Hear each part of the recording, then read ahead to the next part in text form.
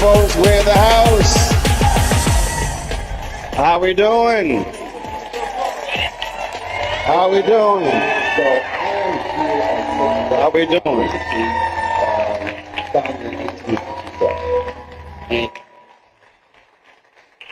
Good to see everybody here. Good to see everybody here. Y'all got it straight now? Y'all got it straight now. Y'all can hear me, right? But y'all got to kill that reverb, please. It is glad to be back in Raleigh. Glad to see all of you here.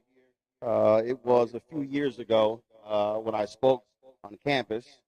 I was invited by Dr. Everett Ward, former then president of Saint Augustine's.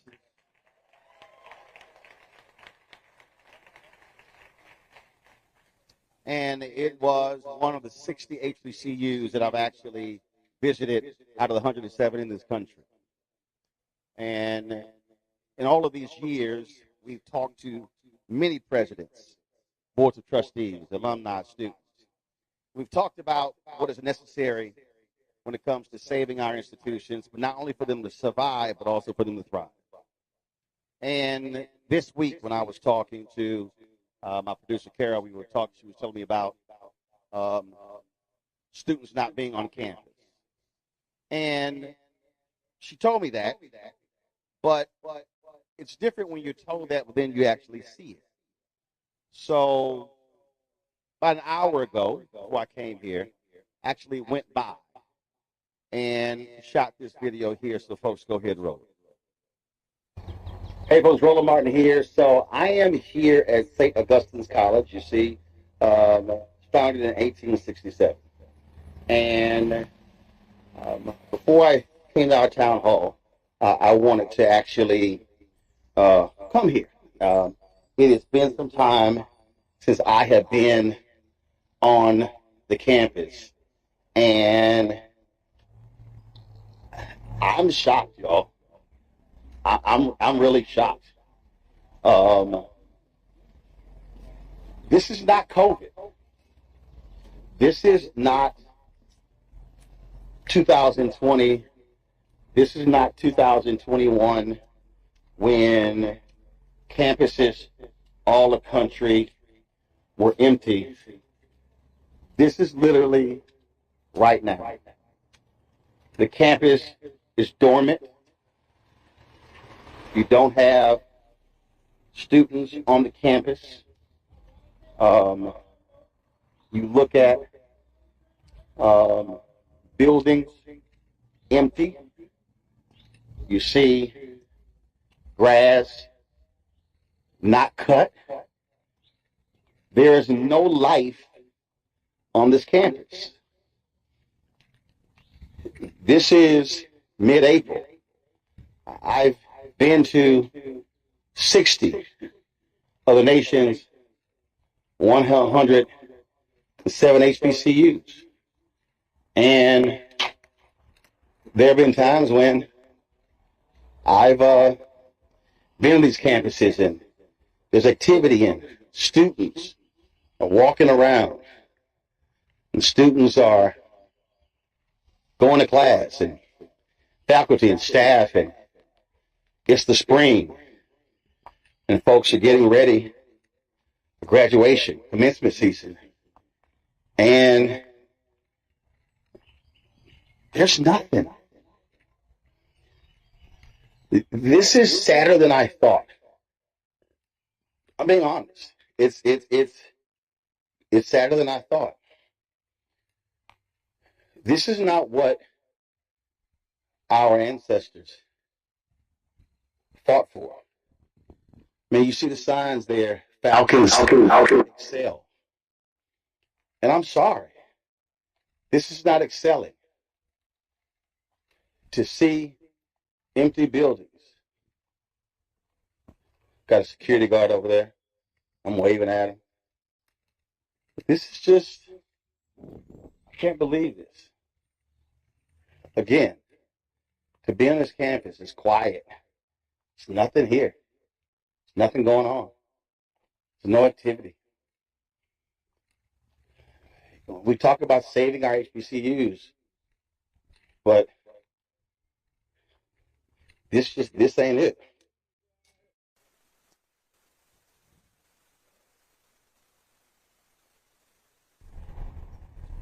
So, folks, we're live in Raleigh. Folks who are watching us in March Street Baptist Church, this is more video as I was driving along. And our goal tonight is to talk about how did we get to this point, what caused it, but also how do we get out of this in order to be able to revive this institution. Uh, we um, we were sent a statement. Let me be real clear to everybody who's here, everyone who's watching. Um, for a period of time, we extended invitations to the university administration, to boards of trustees, to sit down, to come on the show, but to also be here. They declined those invitations. Now, for folks who understand, this ain't our first rodeo. We've had numerous institutions on my show that have gone through issues, that have had accreditation problems, that have come on the show, talked about it, been at college. We had Talladega on last night. We've had numerous other institutions. And normally when someone is trying to seek financial support, seek help, they are willing to tell their story, to share their audience.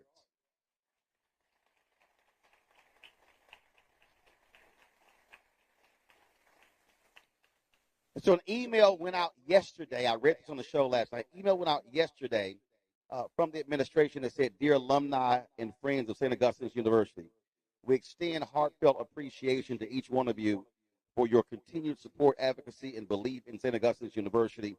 In light of the scheduled town hall hosted by the Roland Martin Show on Friday, April 11th in Raleigh, we would like to respectfully clarify that this event is not sponsored by SAU." Well, first of all, we never said it was.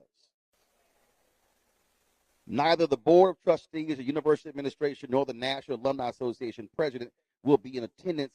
That is by choice. They were invited. It says, "We fully understand the concerns expressed by many within the SAU family, and we remain committed to providing accurate information and meaningful updates at the appropriate time." What other time is it now that's the appropriate time? Everybody, folks who are not here, you just saw that video. It is an empty campus. Buildings are shuttered. Grass is overgrown. What other time than now is it appropriate to explain what's going on? They then said, right now, our priority is focused on maintaining our accreditation through the SAC SCOC arbitration process, securing essential funding to demonstrate our financial sustainability, supporting our students, especially those on the path to graduation on May 3rd. We appreciate your enduring love for our university, and we ask for continued, in boldface, unity, patience, and positive support as we take these critical steps forward. This is a defining time in SAU's history, and with your strength beside us, we will continue to fight for our legacy, our mission, and our future. Thank you for believing in SAU with Falcon Pride, Dr. Marcus Burgess, Interim President, St. Augustine's University. Allow me, before I introduce our panel, to unpack this.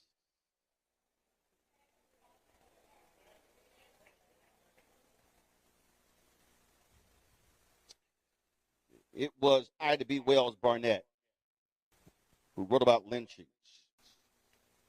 who said the way to right wrong is to shine the light of truth upon them. The focus of this town hall is to shine the light of truth upon what is happening to this institution, to this community, and to this city.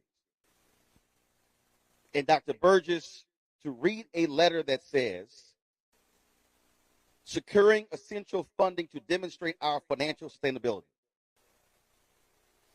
How can you secure additional funding to demonstrate our financial sustainability when you have not demonstrated an ability to handle the existing finances? Why would somebody keep giving somebody else money if they can't handle money? Why would someone give money to an institution when you rejected a loan at a lower interest rate, but you accepted one at a higher interest rate? That's just basic finances. Then this is what bothers me when folk talk about we ask for continued unity, patience, and positive support.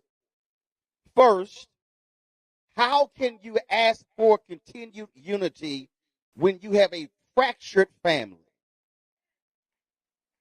You cannot ask for unity if you don't exhibit unity. You can't ask for patience when folk have run out of patience because they are tired of being lied to. Lastly, you can't ask for positive support with a negative bank balance.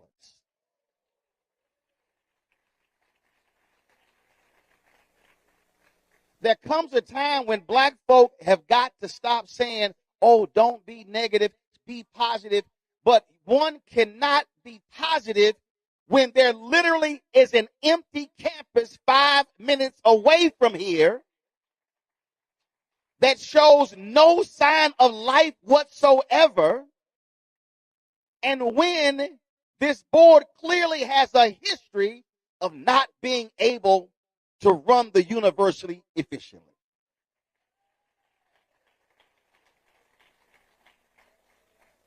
These are not subjective statements I am making, because how can you go to somebody to secure essential funding when you had that lawsuit? United Healthcare Insurance Company, that lawsuit. The state of North Carolina, County of Wake, Managed Professionals, Inc., plaintiff, Saint Augustine. The state of North Carolina, County of Wake, Howard Fagans, that lawsuit.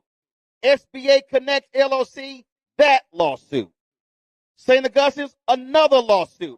That's legal fees, that's court costs, that's money that could be spent educating kids, but they're lawsuit after lawsuit after lawsuit after lawsuit. Anybody who gets sued that much should not be in leadership.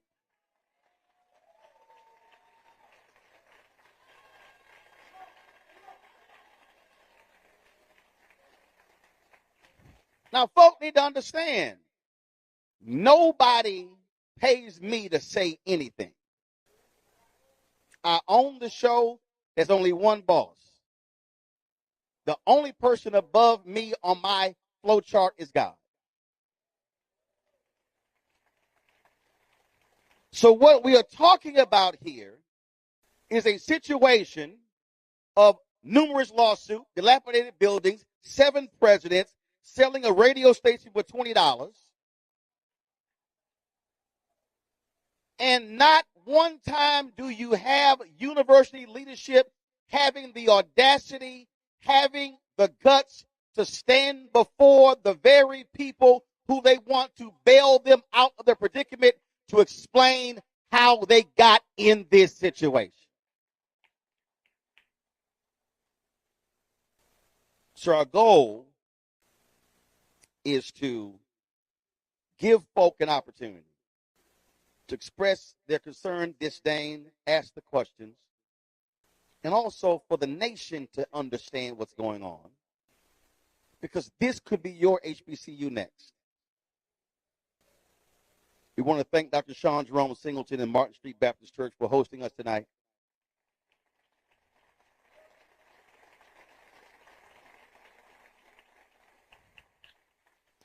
And if folk want to understand ineffective leadership, if you show me a business that has had 7 CEOs in 5 years, I will show you a business that is in trouble. This school has seen Diane Bortley-Suber, Everett Ward, Gaddis Falcon, Maria Lumpkin, Irving McPhail, Maria Lumpkin, Christine Johnson, on and on and on. Leslie Rodriguez McClellan, and now Marcus Burgess. When you look at this list, interim, interim, interim, acting interim. So you've only had 2 actual presidents out of the 7. Losing accreditation, millions of dollars in lawsuits, less than 100 current students, and a board that somehow claims they want unity, patience, and positive support when your track record is abysmal.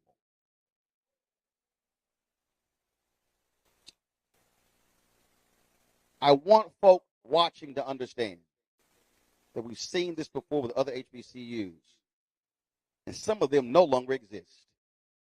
St. Paul in Virginia no longer exists.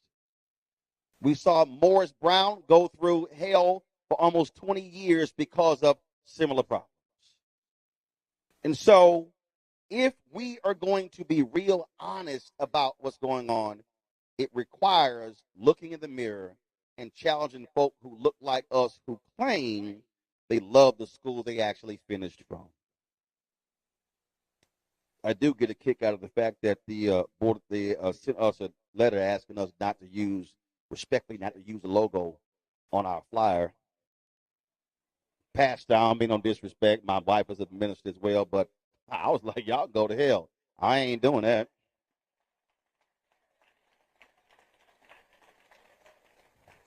So since the folk didn't want to show up, I still believe it's appropriate to show their faces for the audience. So this is the Board of Trustees of St. Augustine University. Y'all see them right there. Brian Boulware, Hatley Evans, Antonio Knox, Joseph Lynn, James Perry, Sam Rodman, Leon Caldwell, Kenneth Barnes, Sophie Gibson, Charlotte Clark Turpin, Charles Elliott, Claude Tolbert, Colonel Dr. Matthew Webb, and the interim president, Dr. Marcus Burgess. Folks, we searched the Wake County court system and found 38 lawsuits. 5 are still pending. Again, that shows money. Let's get into this. Dr. Derek Sauls, Associate Professor. Deborah Clark Jones, former St. Augustine University Vice President and whistleblower. We back? Y'all got me? Thank you very much. Katrina Williams, former St. Augustine's University Professor. How y'all doing? For the people who are not from Raleigh, for the people who are not North Carolina, how in the world did we get to this place? Your perspective, how did we get here? Anyone you can jump in. It should be on. Is it on? Press the button. Should light up. There you go. Thank you.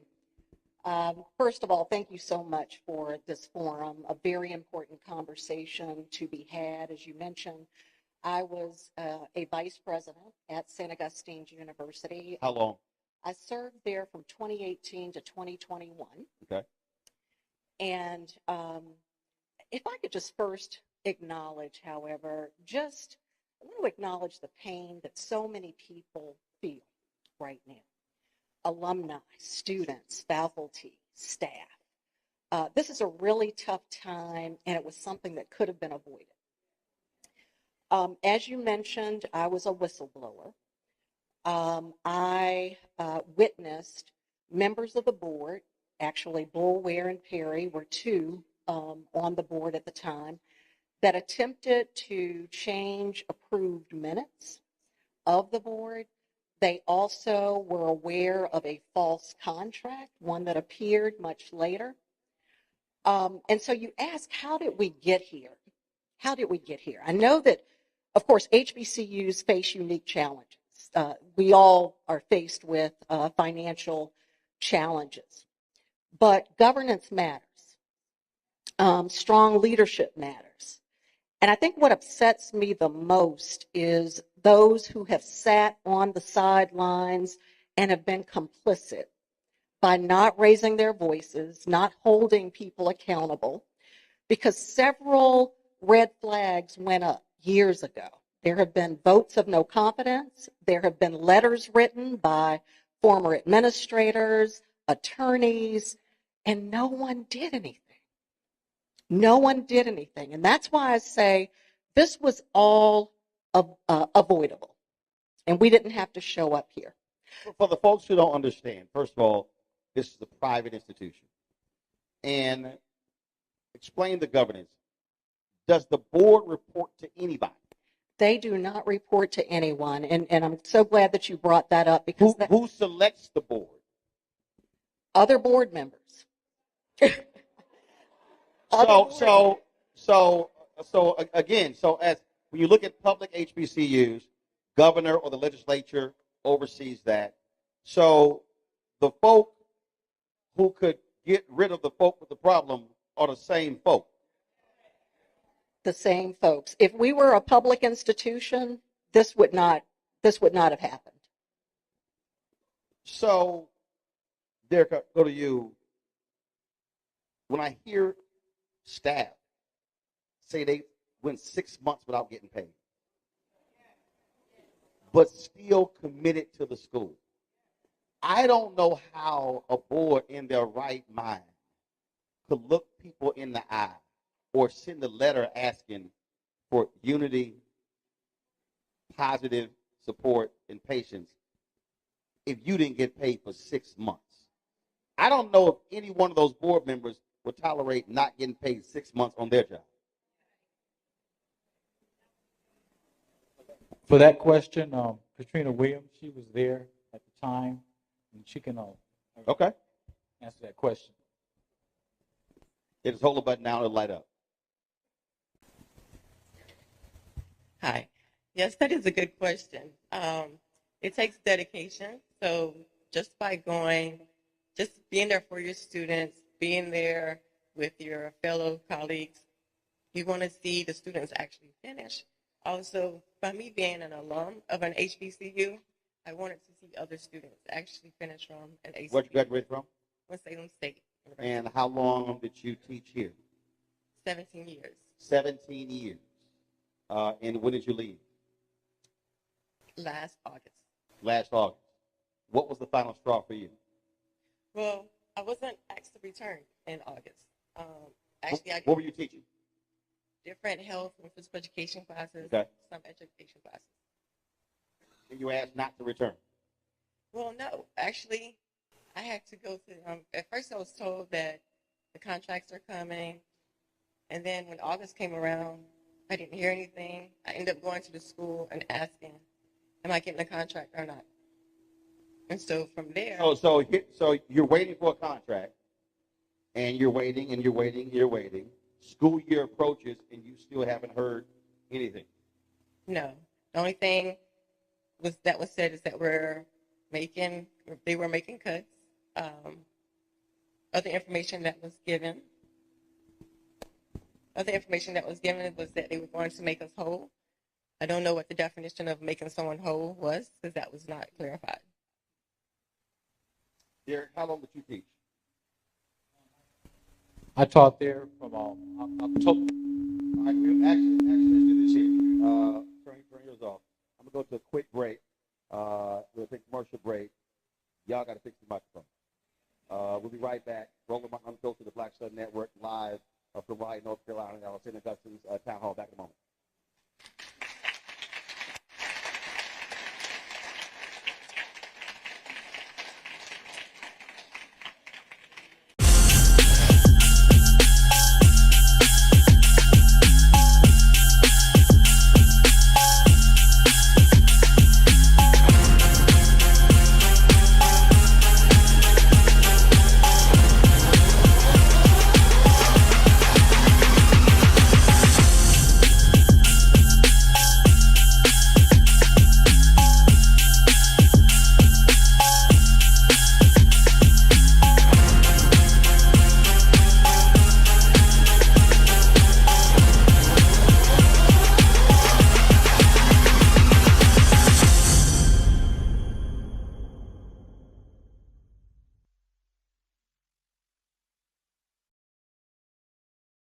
This week on The Other Side of Change. We're going to examine how foreign policy impacts domestic policy and how domestic policy impacts foreign policy. We are all intertwined, and we're going to have Hannah Reid help us break down that topic. We should not want our country to be the big bad wolf of the globe, because that puts us in a really vulnerable position safety-wise as well. Only on The Other Side of Change on the Black Star Network.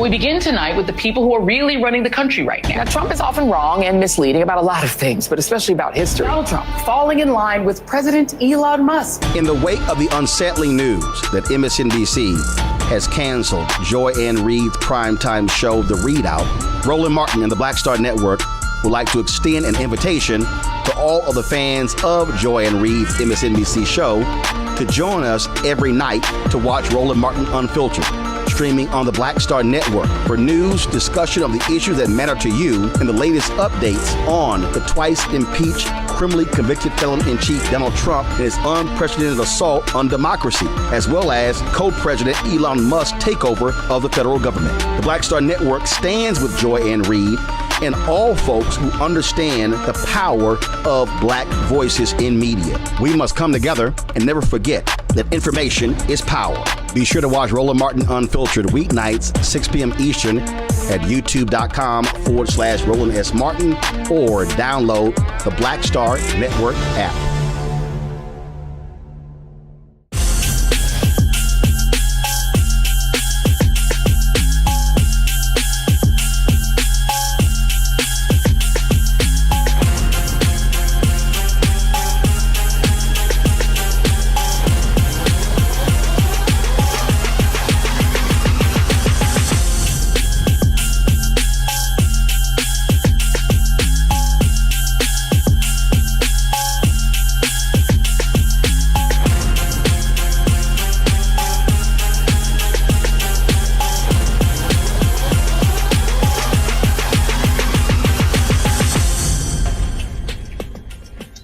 All right, folks, we are back. Martin Street Baptist Church. Sorted out the audio issues. A lot of y'all were complaining on social media, on the YouTube channel, so we have got it sorted out. So we're going to continue our conversation. And Derek, we're going to you before you went to the break to share your perspective of what's happening, what's going on, and just how we got to this disastrous place. Well, thank you for bringing the show to Raleigh. You know, now's the time when we take this to a national level. But the interesting thing about it is that I saw it coming, you know, and I saw it coming probably when President Ward got the school out of probation and got us back our accreditation back. It was like the board said, aha, you know, now we're going to make sure, you know, we're in charge now. And they started putting things in motion with, you know, Dr. Ward, because him and I would oftentimes talk, because we were in the process of building a public health program. We were the only public health program at an HBCU in North Carolina, and we had great notoriety.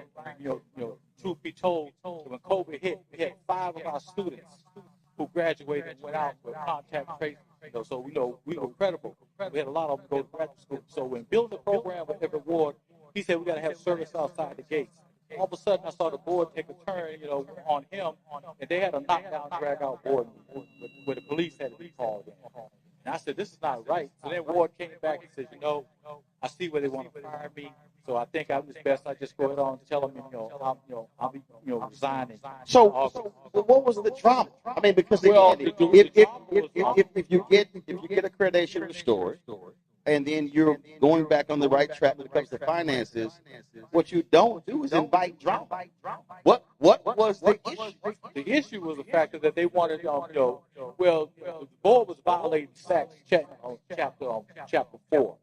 Where they're there for governance, they're not there for everyday oversight. So let's put a pin in that, and that particular point right there is the greatest problem, not just with HBCUs, but with a lot of our black organizations. A board of directors has a fiduciary responsibility. A board of directors is supposed to work with the president.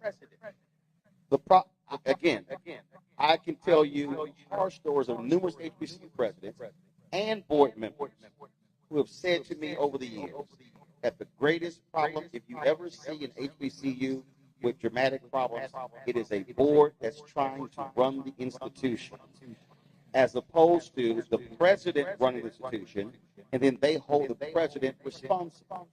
There have been numerous cases where board chairs are trying to be the president, have applied to be the president. You've got, and they're ignoring that. You've got boards should not be talking to staff members. That's not. She's like, oh, you done. She's like, you done triggered me. But real, that's not what the board's job is. And you're saying that's exactly what they were doing. Right, that's what they were doing.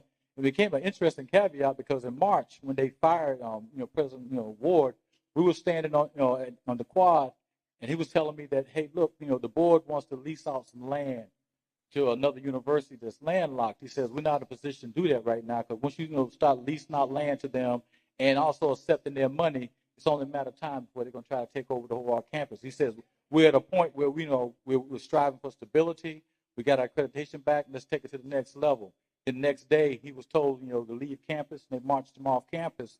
And then they brought Dr. Falcon in. And the beauty with Dr. Falcon is Dr. Falcon had, turned, Shaw around and stabilized it before, he was, another young lady came in, became, president over there. So Falcon came in. And he was doing some great things. But then they got upset with Falcon because one of the board members wanted, Coach Williams fired. And I'm like, I'm looking at this, the dynamics playing out. I say, why you want to fire Coach Williams? So a board member wants a coach fired. Yes. But the coach reports to the athletic director, who reports to the president. Yeah, the coach was the athletic director. He was the athletic director. And and so then the crazy thing about that is that with Falcon, they decided they want to get rid of Falcon because he wouldn't fire Coach Williams. So I went to another board member who I knew, and I told him, I said, look, don't get rid of Falcon. I said, we're at a point where I see Falcon at 7 o'clock in the morning walking around the campus. And I said, why you walk around the campus? He said, because every morning I come here, I grew up in a farm environment. Every morning I come here, I'm dedicated to God's work. So he would walk around campus, see what was wrong, right and what was wrong every day, not one day, but every day. So, so then they told, Coach Falcon, if you don't fire Coach Williams, you got to go. And so I told, I told one of the board members, I said, look, can you go tell your boy, to chill, to relax, and then next thing I know, this board member comes to me saying, hey, I don't care if you like Falcon or not. When we get rid of him, we got enough votes. When we get rid of him, you anybody else that want to go can go behind him. And see, I'm like Deion Sanders. I got receipts. See, but see, it's at a point of time that when I came, over to Saint Augustine, I just left Duke. I came there on a mission, and then I'm seeing this and seeing what this board's doing, and then the very person, who's doing this on the board, I saw him one day, chastising a student. He walked behind a student when he first became a board member, and the student didn't know who he was. He goes, you know who I am? The student said, no. He said, you need to know who I am. And I was just shocked. A board member was talking to a student like that way. And I have told. And is that person still on the board? Yeah. And the thing about it is that I have verification because when these things happen, I sit down with people and I tell them, hey, look, this is what's going on. Because like, with Deborah here, I started seeing things happening. And I told her, I said, look, I know your father was my mentor. He's like a dad to me. I grew up with the family. And I said, your mom was here. I grew up with your mom. Mom here. I said, something's just not right with this. So she did her soul searching, and she became a whistleblower. I know she probably agonized, but it was the right thing to do. Right. And so I would go around telling people, I said, this is not right. That's not right. But the problem was, everybody talking about, well, I want to hold on my job. I don't want to be a snitch. It ain't about snitching. It's about thinking there are thousands, probably millions of young people who need HBCUs. Right. Because what happened in the state of North, I studied. The state of North Carolina said, okay, now you got to have a 2.75, to go to UNC system. Okay, now they can't get into any, black HBCUs with less than a 2.75, but some of the kids in high school, they had to work. One girl came to me, she had a 1.75, and she wanted a scholarship in public health. And I told her, I said, I don't know if I can do that because we have a 2.5. And she said, well, please, Dr. Sauce, I had to work while I was in high school, help the family out, because some of these kids are getting refund checks to send them home. The story needs to be told that we're going full circle with our families. We're trying to get to the point, and somebody mentioned earlier, we still see those little old ladies wheeling up in wheelchairs at graduation, said, that's my baby. So that's where we're at. But when I saw this board member, he came after me wholeheartedly. I got a USDA grant. Those great vineyards on the campus, I planted those. And I said, I'm planting them because because if you go and you look at Saint Augustine's was a vintner. So you know the history. So I planted grapevines because I said it's going to be a teaching situation where all of a sudden we're going to go back to being healthy and take, Saint Augustine University back to the original agricultural roots, so we're going to know what we need to eat. But then, then the board member got mad at me one day and said, I can get MPI to go out there and tear up all those grapevines. So then I had to go to Dr. Lumpkin at the time. Dr. Lumpkin, I'm going to tell you like this. If he tear those things up, I'm going to federal government. It was done with federal money. He better have a good reason for doing that. So, so I know personally. I've been attacked personally. But God knows we had a Macedonian call, and we're going to make this thing right, because if another HBCU go down, it's going to be like dominoes. And it's always the Lord. So let's do this. Turn your microphone off and then turn yours on. So, Deborah, you sort of almost jumped out of your chair when I talked about the meddling, if you will. Yes. Normally when we think about board members trying to run an institution, we think about board overreach, right? Board members getting involved in the operations. What we're dealing with at St. Augustine's is far worse than that. We're dealing with board members who bring vendors up from Atlanta, Georgia, with no bidding process, insisting that the administration use them. We have board members who bring firms from Atlanta, Georgia up to Raleigh as if there aren't enough firms here locally. We should be supporting the local economy. And as they're taking them on a tour, suggesting that they allow them to put their second cigar bar in that development, this to me is next to criminal. It's not just about board overreach. The wrongdoing is happening. There's plenty of receipts to support it. And once again, no one, and here I'm talking about the other board members that had an opportunity to change the board, and they refuse to do that. So I do think that it's far greater than just board overreach. Is there an accurate number of how deep in the hole this university is in?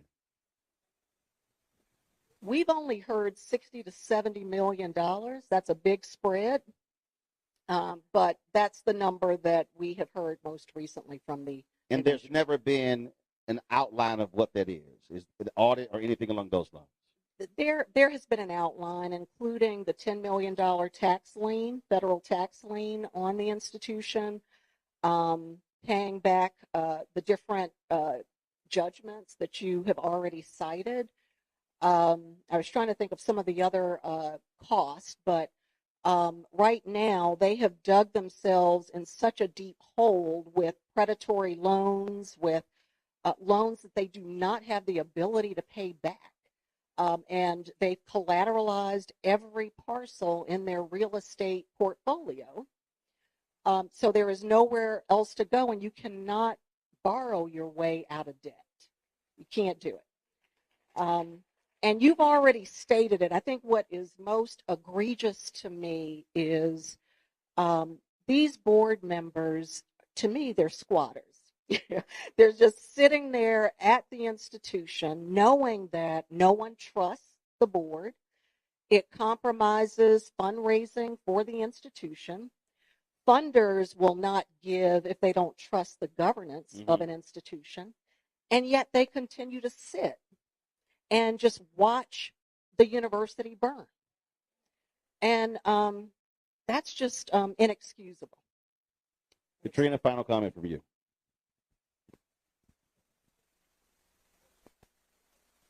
This is use no. We're gonna use the same microphone. We ain't here. Yeah. We know 2 mics work. Pink and yellow, they work. Go ahead. So you asked why did the faculty and staff stay? Well, I was saying it was because Hold it right to your mouth. There you go. okay. I was saying it was because of dedication, but also many of the faculty and staff didn't have the same interaction as Dr. Sauls received, like with board members. So we were in the blind. And so when you're in the blind, you're going by what your leader says, and you want to be able to trust your leader. So if your leader is saying, hold on, keep steady, that is what the faculty and staff was doing. But then, as staff and faculty, if you have a question, you cannot get answers. For example, with me, I've been having insurance issues since I got there. And so For all 17 years? No, not all 17 years. I'm about to say. But for several years, even when Dr. Ward was there and we had Guardian as an insurance. I went to the dentist and the insurance money was coming out of my pay, but Guardian never received a penny. And so I had to pay that bill. Insurance money's coming out your check, but when you go to the dentist, they like, no, you got to pay yourself. Yes. Wow. And then just here recently, last year, insurance was paid up until January. And so we were told that we will be our insurance will still be covered all the way up until the end of July 31st. Well, all the doctor appointments that I went to from January all the way up until July, I am now responsible for those bills. Wow. All of that is absolutely hard. Appreciate all 3 of you sharing your story. We're going to go to a quick break. We come back. We're going to talk to students. How are they being impacted by what is happening here at St. Augustine's University? We're here with our town hall here, folks. Martin Street Baptist Church. We'll be right back. Roland Martin Unfiltered, right here on the Black Star Network.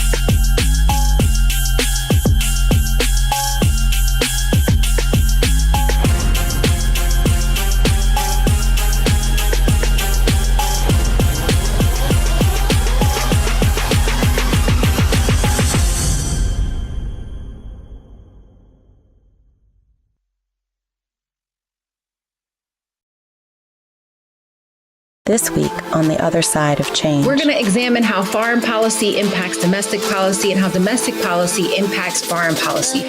We are all intertwined, and we're going to have Hannah Reed help us break down that topic. We should not want our country to be the big bad wolf of the globe, because that puts us in a really vulnerable position safety-wise as well. Only on The Other Side of Change on the Black Star Network.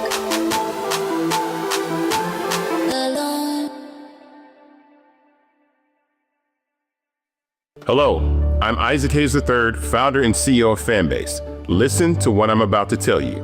The window to invest in Fanbase is closing. We've raised over $10.6 million of our $17 million goal.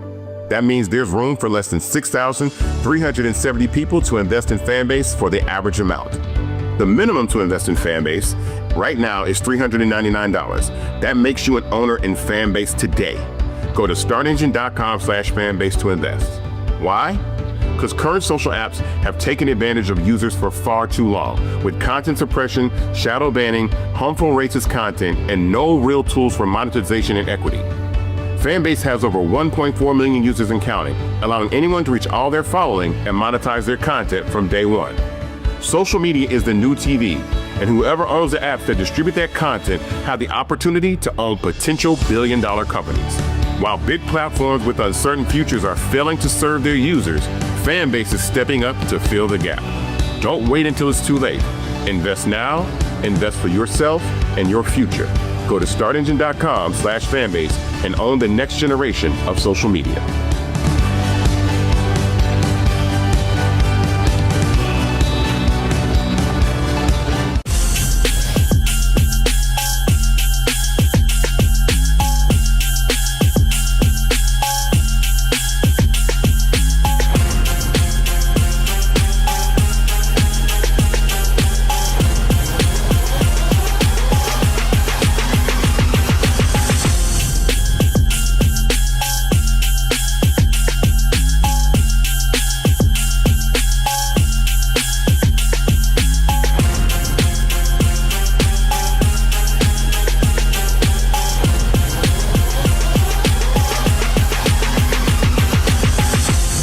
folks, welcome back to Martin Street Baptist Church. No, they did not name the church after me because I came here. That's not true. That's not true. We're here for our St. Augustine's Town Hall meeting, listening to what has been going on with this university founded in 1867.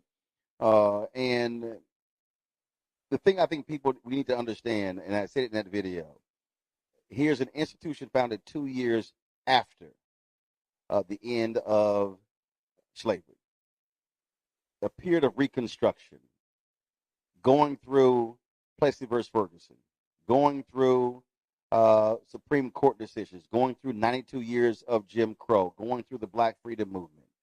And there's no reason in the world with African Americans, with wealth today, knowledge today, that those folks were able to fight through all of that to keep this school thriving. And now it is suffering the fate that it's going through right now. I want to welcome a couple of students here who are joining us. DeVaron Benjamin Jr., Neveron Benjamin Jr., former St. Augustine University student, and also Brandon Bishop, also a graduate. So glad to have both of you here, gentlemen. So, first of all, conversations you're having with your fellow students. What are they saying? What are they expressing? What are they feeling? Student body less than 100? Speak to that. Everybody's hurt. That's the best way. Are we on? Is the microphone on? Make sure it's on. Lit up? Cool, go ahead. Everybody's hurt. Y'all can hear me? There you go. Doc, you got talking to it. All right, boom. My bad. Yeah, everybody's hurt, basically. That's the best way you could put it in simple terms. But in long term, to us, this is a second chance school. So we came here because we might have messed up somewhere or because we didn't have anywhere to go, basically. Mm-hmm. And when St. Aug put a lot of effort into getting us there and no effort into keeping us there. So, thank y'all. So when we get there, we're expecting to make a change. A lot of, not me personally, but a lot of us come from like low income areas. So we're getting there trying to make a change. And then we get there and it looks too familiar. It looks just like where we live from. And it has nothing to do with us. We came here with a goal to graduate, to get out and do better for ourselves. Right. But when we get there, we get gaslit. We get told that the reason we're acting like this is because basically where we're from and like we don't care about the school. But the leaders don't care about the school. So we're following the leader who does not care about the school. So it frustrates us, and a lot of us couldn't finish. We had to go back, including me. I'm struggling myself. I transferred, and it's to a point where I can't get out of bed to go to class sometimes. How long were you at St. Aug? 3 to 4 years. 3 to 4 years. Yes, sir. And you transferred where? To A&T University. To A&T. Thank y'all. How far are you away from graduating? So now I'm a sophomore. Yeah. So how? So apparently St. Aug wasn't keeping up with the credits. And the way wait. You were here 3 or 4 years and you transferred to North Carolina A&T and you're a sophomore. So yes, they not only weren't keeping up with credits, but like the other curriculums in the school. So A&T went to a different curriculum to make sure that A&T people can be successful because they seen holes where they were, and they made sure to fix it. So when I went there, first off, for the people who are watching, when you transfer, you don't necessarily transfer all of your credits. It has to be accepted by that particular university, sure. And so a significant number of your credits exactly can't transfer because of the classes. And also, they held my credits. That's another side of it. Initially, I thought I had a good amount of credits, and they were trying to make me pay for credits that I never had to pay for. They put me in debt when I left, but the whole time I was there, I was never in debt. So it went from 0 to like 12 to 20 to the numbers kept fluctuating thousands of dollars when I never had any debt at all in the first place. So wow, Landon.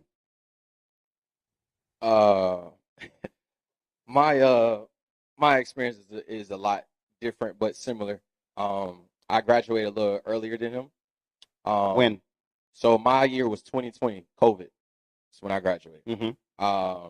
I started 2017, and I came from a community college. Just to give you a heads up too, Mr. Martin, I'm from Raleigh. Okay. My grandmother is down the street from Saint Augustine, was the first black woman to be a captain of women's prison. That's who raised me. So I went to St. Aug. I went to St. Aug because she had a stroke my senior year of high school, so I stayed close, went to Wake Tech, and I met Dr. Ward in a barbershop. Long story short, I come now to St. Aug, and the difference of organization from a community college to St. Aug, and mind you, I'm a student because he did the same thing, and it's crazy we met from his father, but I wasn't one of those students that just complained. I literally did work study with financial aid, student ambassadors. I was in a WAUG radio station. I used to host the pep rallies. I've done almost every. I was an RA, and I was in the business office where they BOA stamp you before kids are coming in. So basically, you saw how the sausage is made. I seen everything. And I take it was so bad that's why you got them shades on right now. I seen everything. I'm telling you, I seen everything. Trying to cover black eyes. Yeah, okay, I got it. Yeah, no. I've seen everything. So you were talking about going from that community college, yes, to here, yes, and that's night and day. Very much night and day. Financial aid, and I can comfortably say this because I again was involved.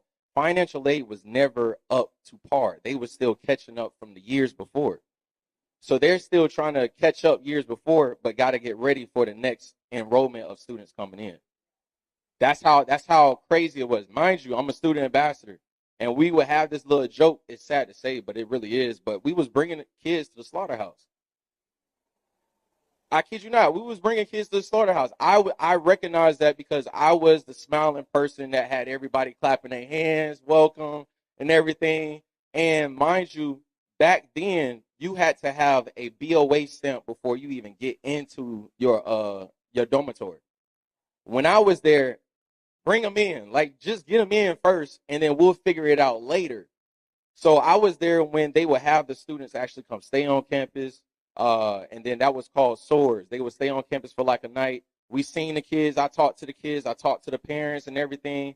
And like, we were so far behind. I started noticing it. I was just like, wow. So that's when I started actually being involved with the financial aid and BOA to see how the process works. Once I realized how the process works, then that's when I went from a poster child of St. Augustine's to now a renegade. Because I started asking questions. We had a town hall. Now, I have nothing against those who have certain people as a superhero in our community, but remind you, I'm from Raleigh, Mr. Martin. So people that I've seen, I just so happen to know I got a different vibe and feel at an institution in my backyard. We had a town hall meeting with Dr. Ward. It was a last-minute town hall meeting. We had the town hall meeting. Everybody's asking questions, and none of the answers are coming from Dr. Ward. So we're like, okay, one of the biggest things for us is like, why are we paying $2,500 for student activity fees and we don't see no activities? Like, we can't even park in certain places. The only time and this is how I met his dad, Devron. I vouched to the alumni. I'm like, the only time we see a spirit on campus is homecoming. After that, campus is dead. So I asked Dr. Ward, I stood up and I said, Dr. Ward, and this is verbatim. I said, Dr. Ward, with all due respect, what is it that you really do know? And some of y'all said, that. So you can imagine Dr. Ward was like, and it was never out of bad intentions, y'all, at all. I'm a student. At the end of the day, I'm living through these experiences like knowing a lady fell through the floor type experiences in our dormitory. And she had to crawl out the crawl space, Mr. Martin. And they offer her lunch. Not insurance, nothing like that. But I asked Dr. Ward, I said, what is it that you do know? Because it's like all our questions are not hitting. And he said, well, you stand up since you're a son. We are all sons and daughters of St. Augustine's University. That's how he talked. He cool though, for real. But He said, what would you do? I said, Dr. Ward, I would have a conversation with these students. You're not living in these dormitories that don't have no heat in a freshman building. How many times? You was in Latham too, right? They still didn't have heat and they had situations like that. And I graduated already. Yeah, you got mold situations. You got the floors are caving in that literally a senior citizen lady who was over the dormitory fell through the floor. You have fried chicken Wednesdays and they would fry fish. The tag is still on the fish when they put it in the grease. I done seen it all. That's all I can tell you. I done seen it all. Deveron, the thing here is that what really jumped out when you talked about you're trying to play catch up.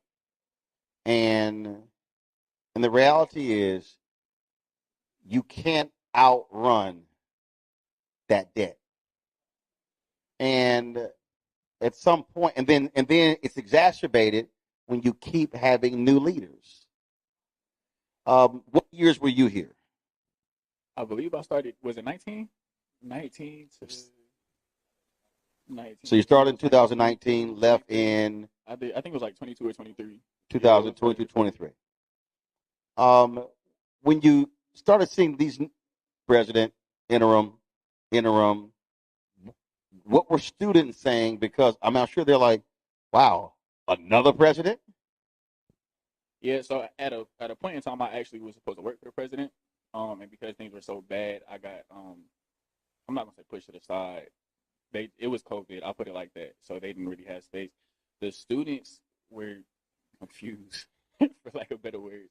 There's we didn't see one leader.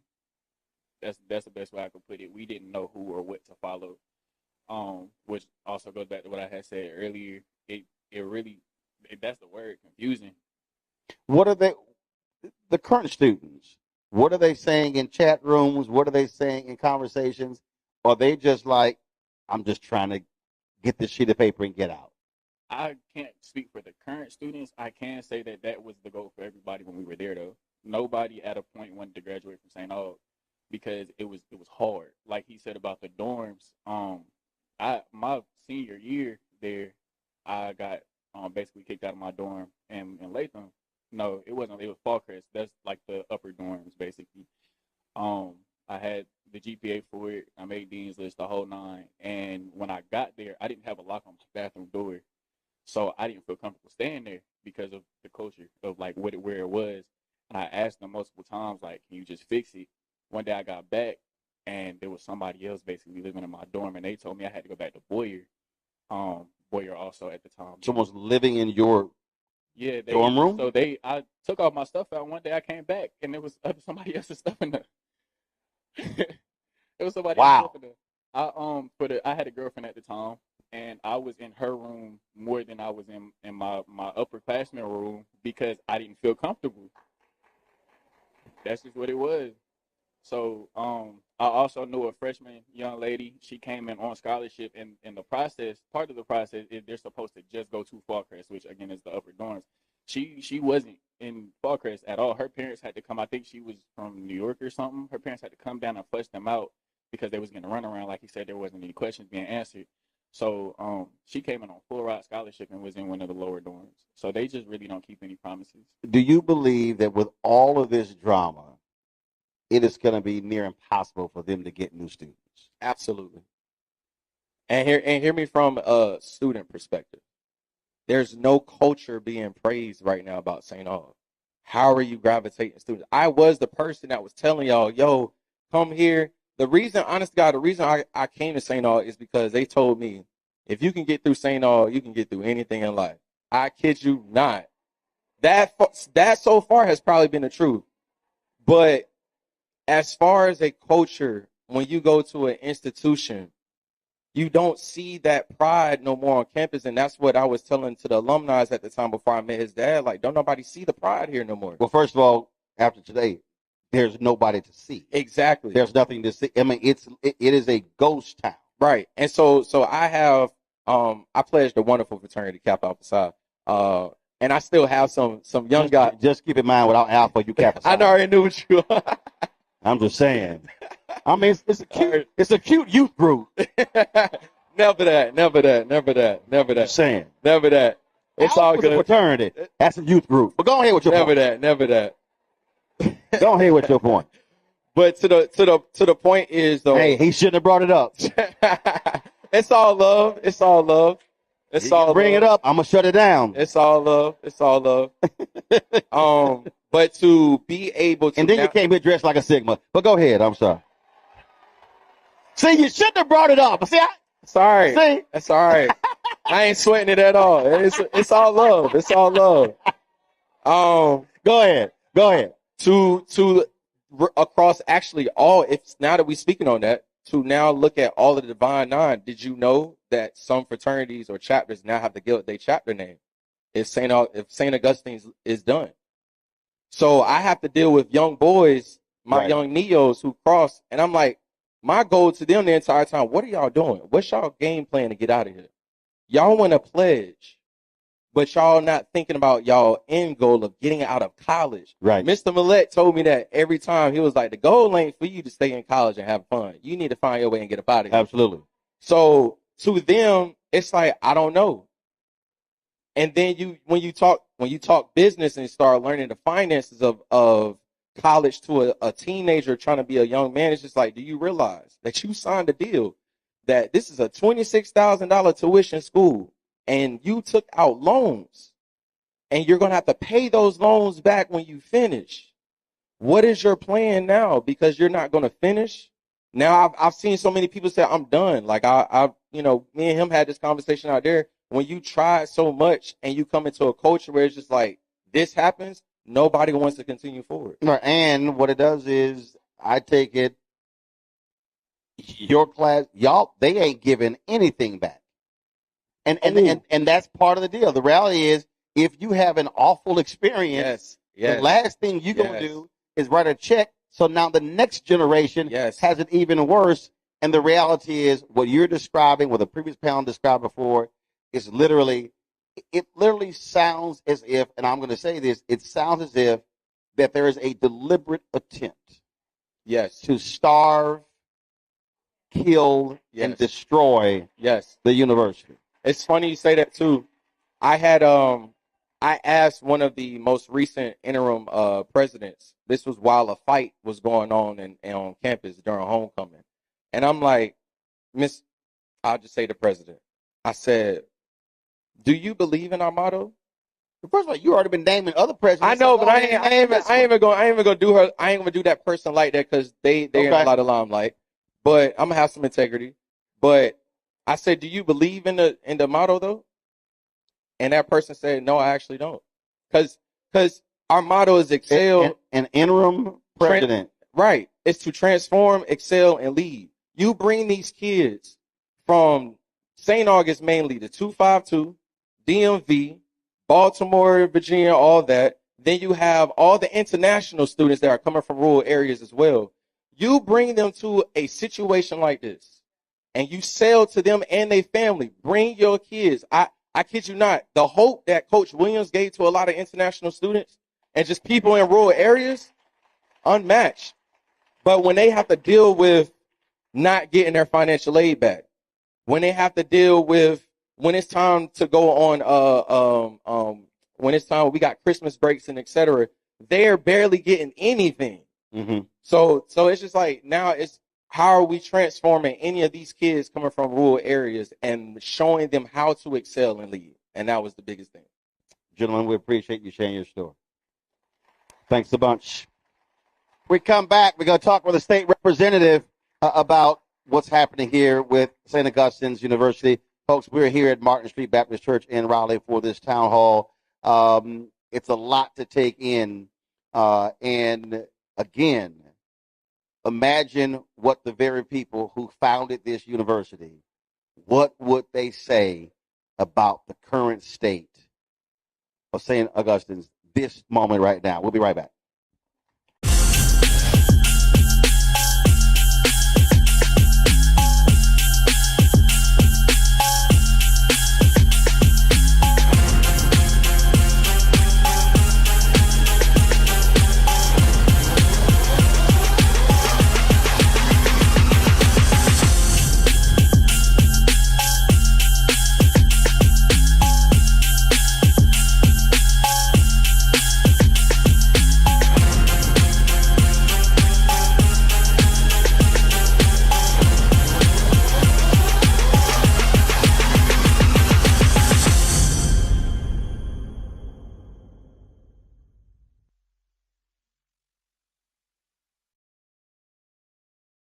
This week on The Other Side of Change. We're going to examine how foreign policy impacts domestic policy and how domestic policy impacts foreign policy. We are all intertwined, and we're going to have Hannah Reed help us break down that topic. We should not want our country to be the big bad wolf of the globe, because that puts us in a really vulnerable position safety-wise as well. Only on The Other Side of Change on the Black Star Network.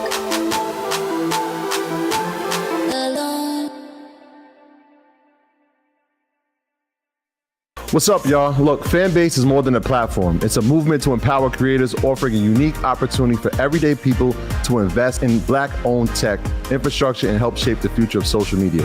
Investing in technology is essential for creating long-term wealth and influence in the digital age. The Black community must not only consume tech, we must own it. Discover how equity crowdfunding can serve as a powerful tool for funding Black businesses, allowing entrepreneurs to raise capital directly through their community through the Jobs Act.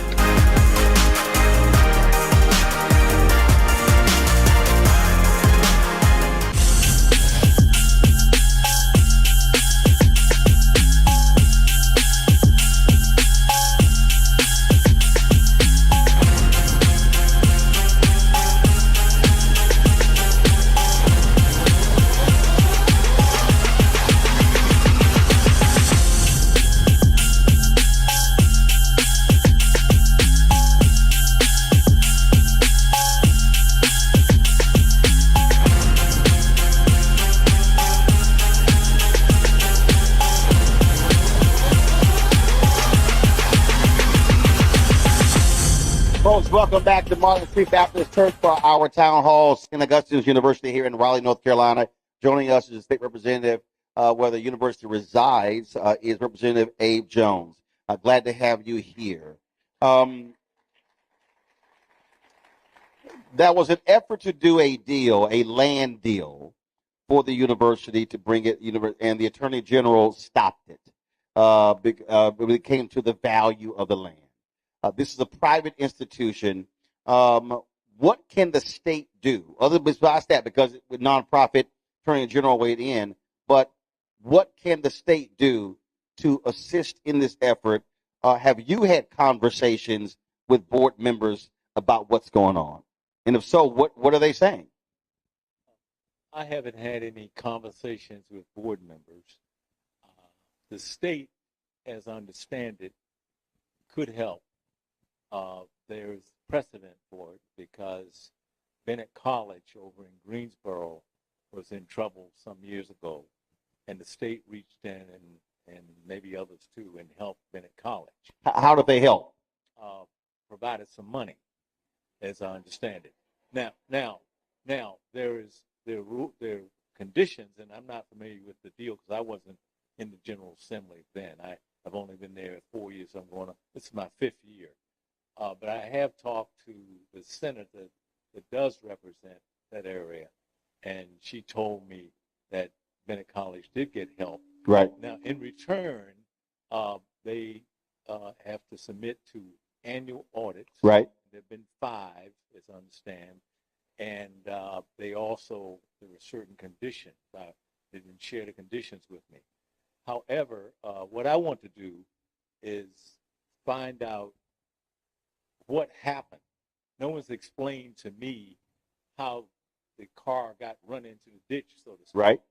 And it's hard to go to my fellows and my fellow members and ask for money for a great institution that has a great history and not know what happened. Okay, so with that being the case, have you, the state senator, city council members, county commissioners, mayor, consider putting together a political delegation and calling the board of trustees to that meeting to explain what's going on?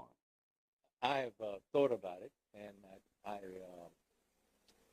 don't know if it can do it unless...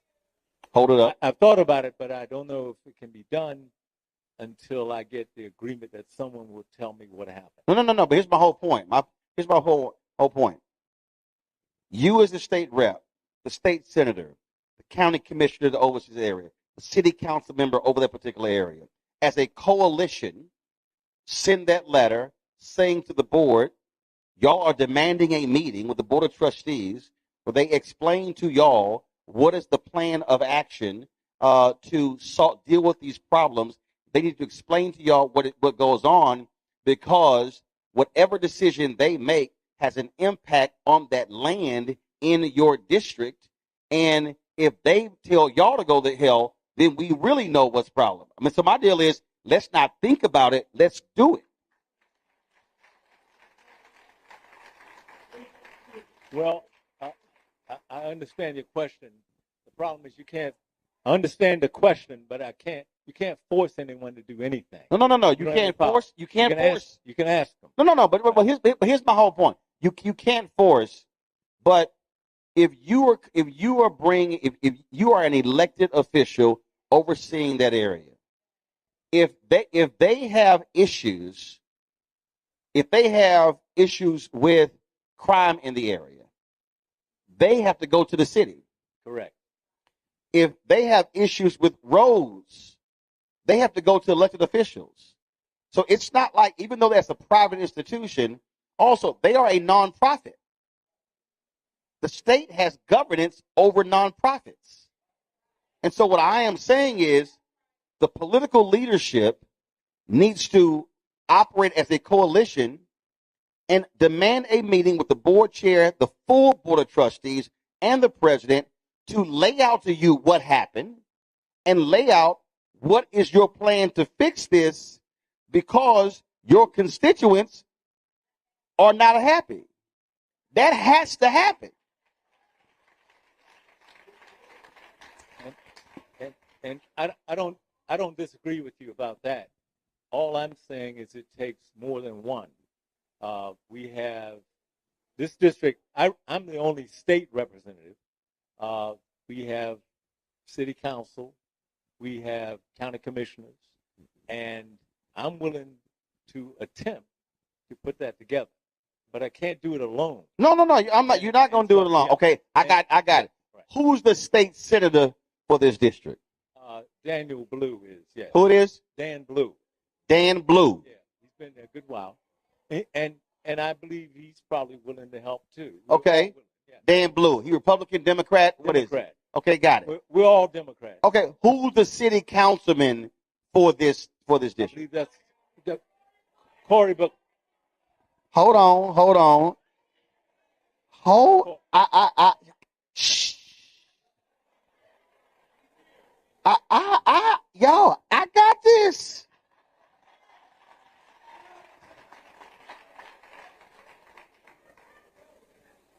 The councilman's here. Yes. Come here.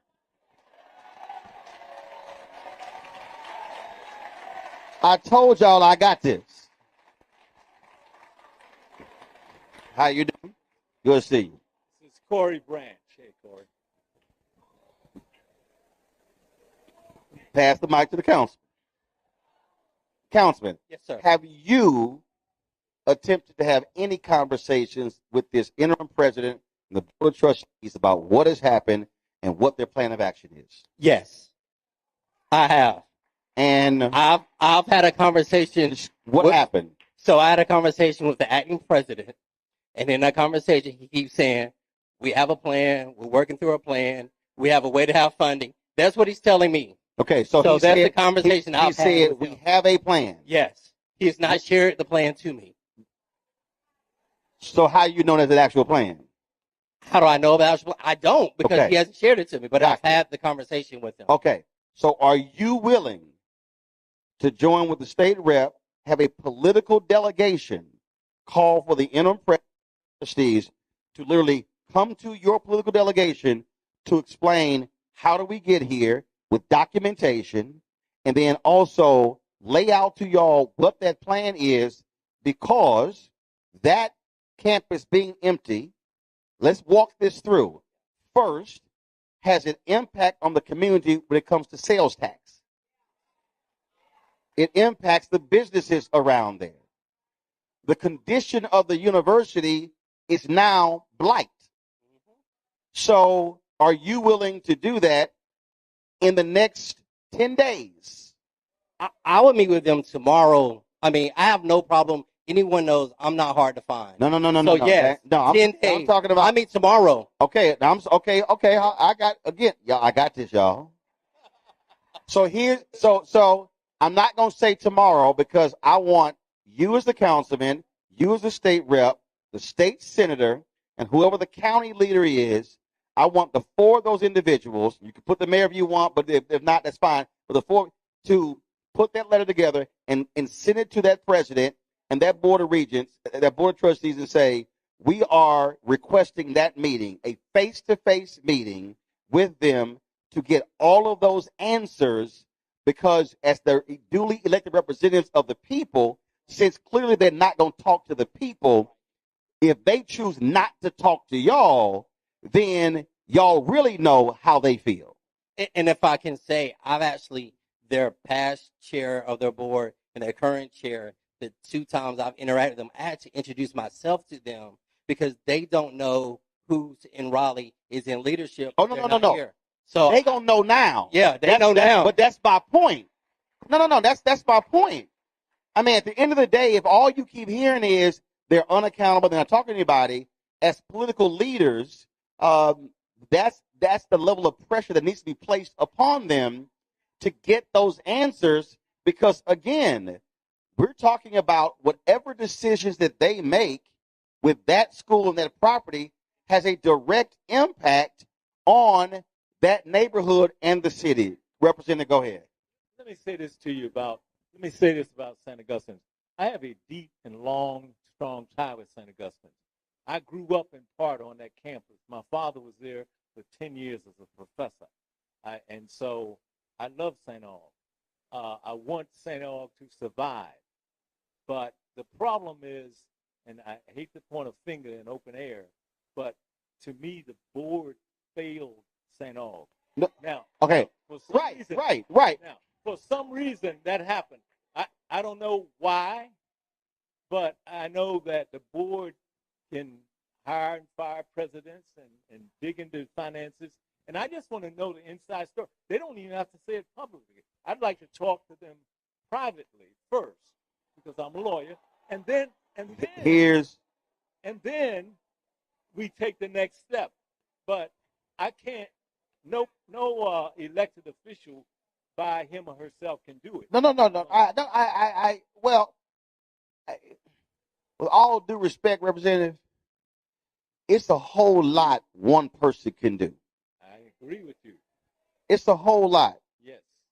If you got a federal lien on you, you likely got a state lien coming after you. They likely owe city water services. See, what I'm saying is, if I'm going to figure out what my end is, I'm not going to act like I'm on the outside. This is a crisis moment. And this requires every lever of pressure to be used to apply to leadership to lay out answers.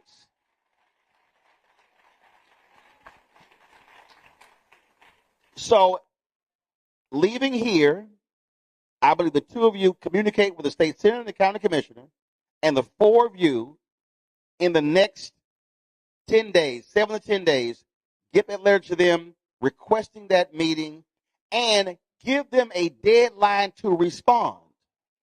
Not open-ended.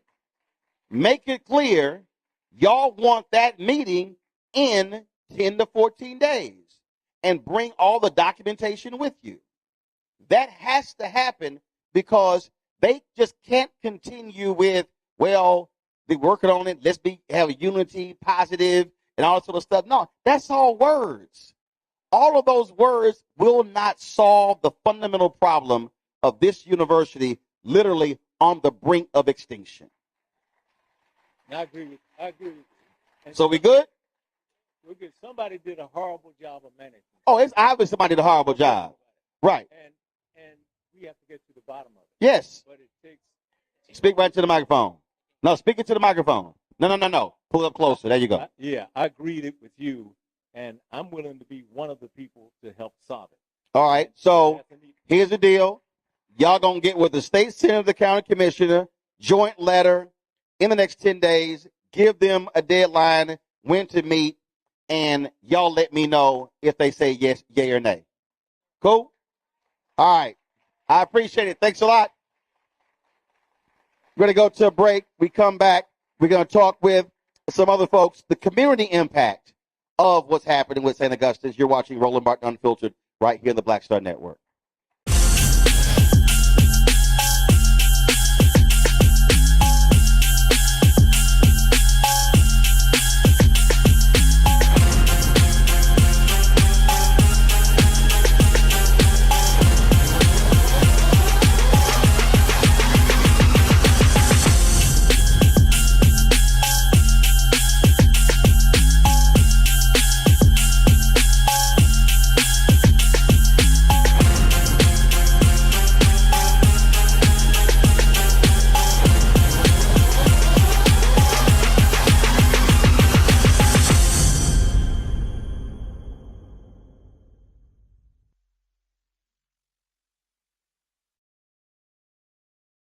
This week on The Other Side of Change. We're going to examine how foreign policy impacts domestic policy and how domestic policy impacts foreign policy. We are all intertwined, and we're going to have Hannah Reed help us break down that topic. We should not want our country to be the big bad wolf of the globe, because that puts us in a really vulnerable position safety-wise as well. Only on The Other Side of Change on the Black Star Network.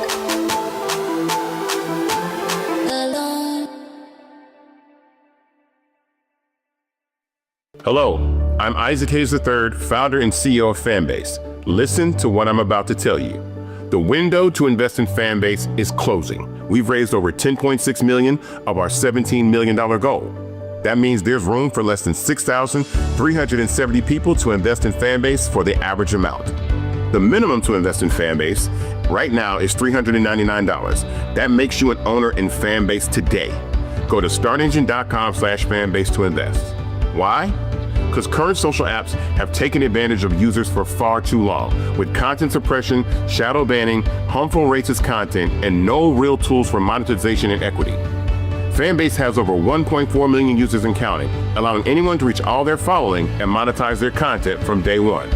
Social media is the new TV, and whoever owns the apps that distribute that content have the opportunity to own potential billion-dollar companies.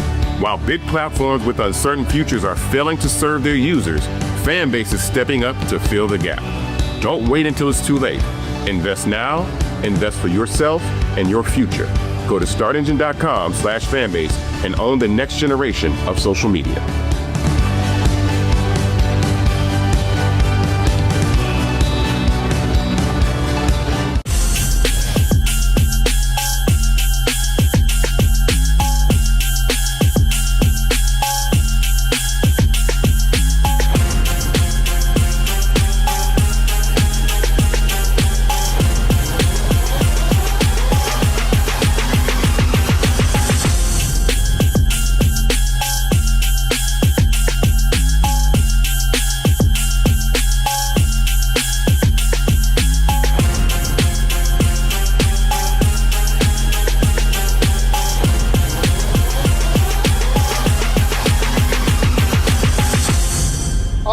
Welcome back to Martin Street Baptist Church for our St. Augustine's University Town Hall meeting. Let me introduce our next panel of the pastor of this church, Reverend Dr. Sean, running the audio board, Singleton. He was back there getting it together. Elfrida Hicks, community organizer. And also Harold Mallett, community organizer as well. Glad to have all three of y'all here. As I said, Pastor said at the outset, we're just 5 minutes away. This has been going on for so long. Just walk us through it. Grab this here. Just make sure you turn it on. Just walk us through just how difficult this has been for the community. Just the constant upheaval, uncertainty, and just lack of clarity with what's happening at this institution. The word that comes to mind for me is really depressing. I pass by every single day on the way coming. I pass by, and just to see how the buildings have gone down, it's almost sad to know that students are really living in this condition. Um, the impact on the community. So many St. Aug graduates are around here, and just for them, the pride that they have, in their school to see what has happened to it. Again, the word that comes to mind is depressing, and it's sad, and it almost seems like most of them feel powerless because of the way that they have been handled by the board and the things that they've done. And I know that many of them have been working hard, other organizations, alumni associations. I know our church, for example, we actually had to feed the students. Several churches on Sundays had to actually provide food and take home bags for those kids to eat in college. I was talking to someone and they said that staff members were facing eviction. Yes. And the community has been helping them pay their rent. Yes. Helping them live and just survive. Well, I mean, most of us in here, if we went 6-7 months without a paycheck, right, we would be in the same condition. And so you have to imagine if you're on your job and they told you you weren't getting paid for months, but you were still coming to work, how you would feel about those individuals. But that shows how much people really love the university and how the community, this is a community partnership between this church and that school. The amount of alumni that have come through here and the things that we have partnered with St. Aug to do to see what has happened, and the amount of presidents that keep going through, and it just has been sad. Alfreda. Really sad. As a child of the community and the neighborhood surrounding the campus, it's heartbreaking because there are students who have been entrusted to that campus by their parents, and they have come there. They don't have food, they don't have safe living conditions, and they have an administration that does not care. The community has stepped up in a way that is phenomenal because they have fed students, they have paid for graduations, they have paid for faculty mortgages, bills, but we have an administration that keeps giving their behinds for us to kiss. St. Augustine's University was my first experience with college. I played on that campus as a child. For me, that's home. And anybody that knows me knows that it's personal. I'm a parent. I'm a grandparent. I can't send my children to St. Augustine's University in the state that it's in now. That would be insane. But we expect other people to do the same. Mm-hmm. And the community surrounding the campus now, the face of the community has changed. Anyone going through the neighborhood sees now that the community homes, the families that were there have been forced out. You have $1 million homes that now surround our campus. The community itself, and some of those people, believe it or not, want to help save our university. They're willing to write checks to save our university. But how can you ask someone to do that when you have a board of trustees, a board president who's an alumnus of the university, who won't even have a conversation about the misdeeds that they've done? Harold, do you believe that this is a deliberate attempt? There's no question that this is a land grab. That's what this has been, okay? Unfortunately, we have participated in a land grab, okay? We have failed. We have failed as a community to understand what is at risk. The loss of opportunity, the loss of employment, the loss of land itself, which I think is the driving force behind this.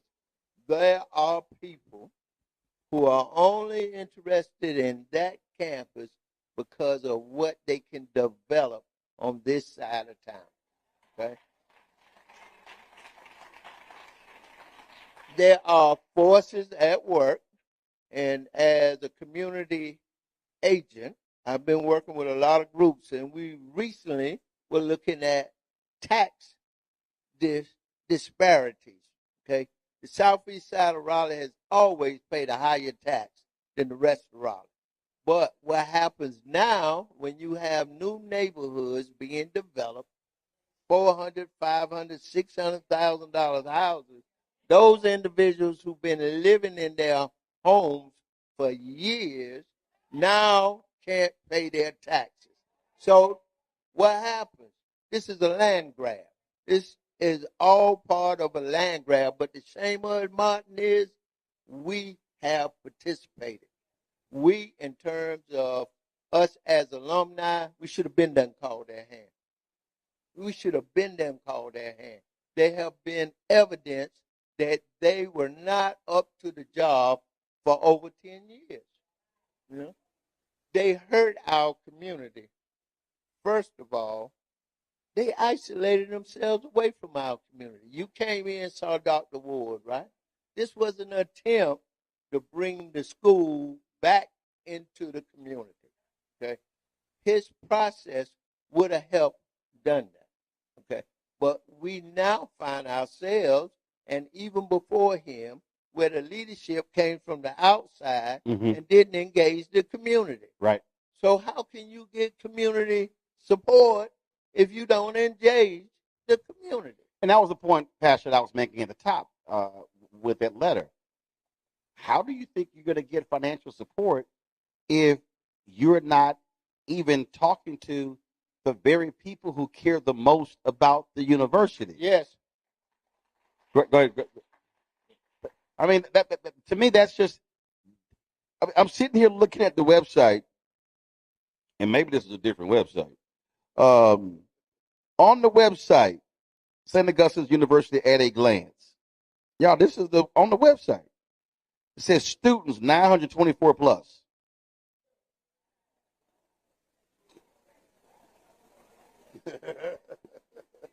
Okay, I guess y'all think I'm lying. It probably has been updated in years. It's 924 plus.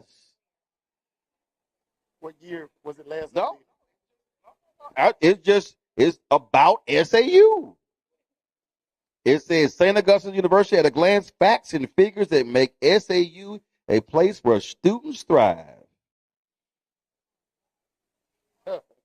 Sitting on, literally, this is the text on the website. St. Augustine's University was established in 1867 in Raleigh, North Carolina by the Episcopal Diocese of North Carolina, a 4-year liberal arts university with an average enrollment of approximately 1,000. SAU sits on 105 lush acres just north of downtown.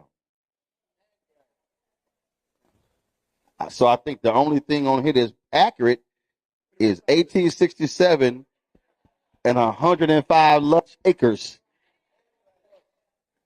So from a community standpoint, what's next? It's hard to say because I know there are several organizations that I'm a part of. One Wake, the Ministers Associations. We've tried to call them to meet with them. We had a press conference a few months ago right down on the steps on Fayetteville Street, and we invited them to come. Not one showed up. We rallied to try to get Self-Help, which is another organization, a lending organization. They offered them a loan, I believe it's 6-7%. They turned down a loan of 6-7% to keep a loan of 29-30%. It just doesn't make sense. No, it actually does make sense. Well, that's called another plan. Another plan. And so when I say that, it is organizations that have reached out, have tried to offer alternatives, have tried to offer financial backing, but it has all been turned down so that they can pursue a plan that I know I've never seen. The congressman said he's never seen. State rep. But they say that it's there. But organizations have tried. It's been futile, but they have tried. But I know the invitations have gone out to meet with individuals on that board, and it has not been accepted. We've even had a fundraiser in the parking lot here at the church, right here. But they would not come, would not participate, would not be involved in whatever has been attempted by this community. Alfreda, what do you see as what's next? What's next for this community? What's next is the community coming together, galvanizing to save the university. It's just, to me, it's simple. That university has sustained the community surrounding, and vice versa. It's been a reciprocal relationship for my entire life. And I see the community partnerships that are waiting in the wings to come forward and say, okay, we've got you. We've got this. But nobody is going to do anything as long as that board is in place. And what we have to do as a community is put our boots on their necks and make them understand you can't come into our house and take our stuff. Saint Augustine's University, that's our house. It belongs to this community. It has sustained this community, and they cannot take our stuff. Harold, what do you see as the what's next for the community? What's next is the great need for us to understand that this university can't exist without accreditation.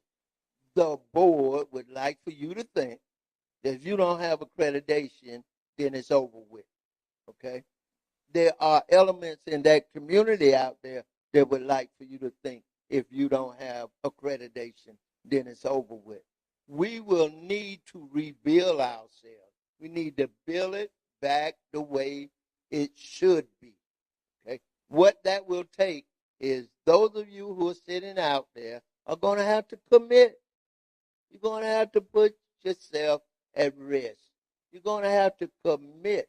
If we do not fight for what is ours, then it's over with, man. Right. It's over with. We got to commit. Okay? This board has been complicit with elements in that community out there to rid ourselves of our property. That's where we at. You know? All right, folks, we appreciate y'all being on the panel. When we come back, we'll chat with National Alumni, and then we'll talk to some other folks, including organization you were talking about who offered financial support. All that next, right here in Roland Martin Unfiltered on the Black Star Network, live from Martin Street Baptist Church. This week on The Other Side of Change. We're going to examine how foreign policy impacts domestic policy and how domestic policy impacts foreign policy. We are all intertwined, and we're going to have Hannah Reed help us break down that topic. We should not want our country to be the big bad wolf of the globe, because that puts us in a really vulnerable position safety-wise as well. Only on The Other Side of Change on the Black Star Network.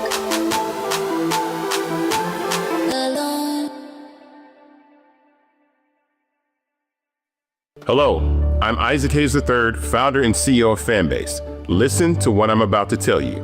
The window to invest in Fanbase is closing. We've raised over $10.6 million of our $17 million goal.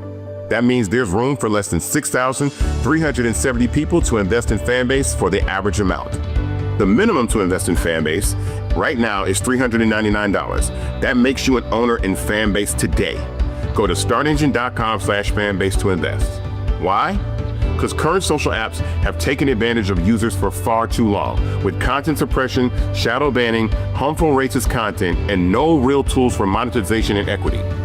Fanbase has over 1.4 million users and counting, allowing anyone to reach all their following and monetize their content from day one. Social media is the new TV, and whoever owns the apps that distribute that content have the opportunity to own potential billion-dollar companies. While big platforms with uncertain futures are failing to serve their users, Fanbase is stepping up to fill the gap. Don't wait until it's too late. Invest now, invest for yourself and your future. Go to startengine.com/fanbase and own the next generation of social media.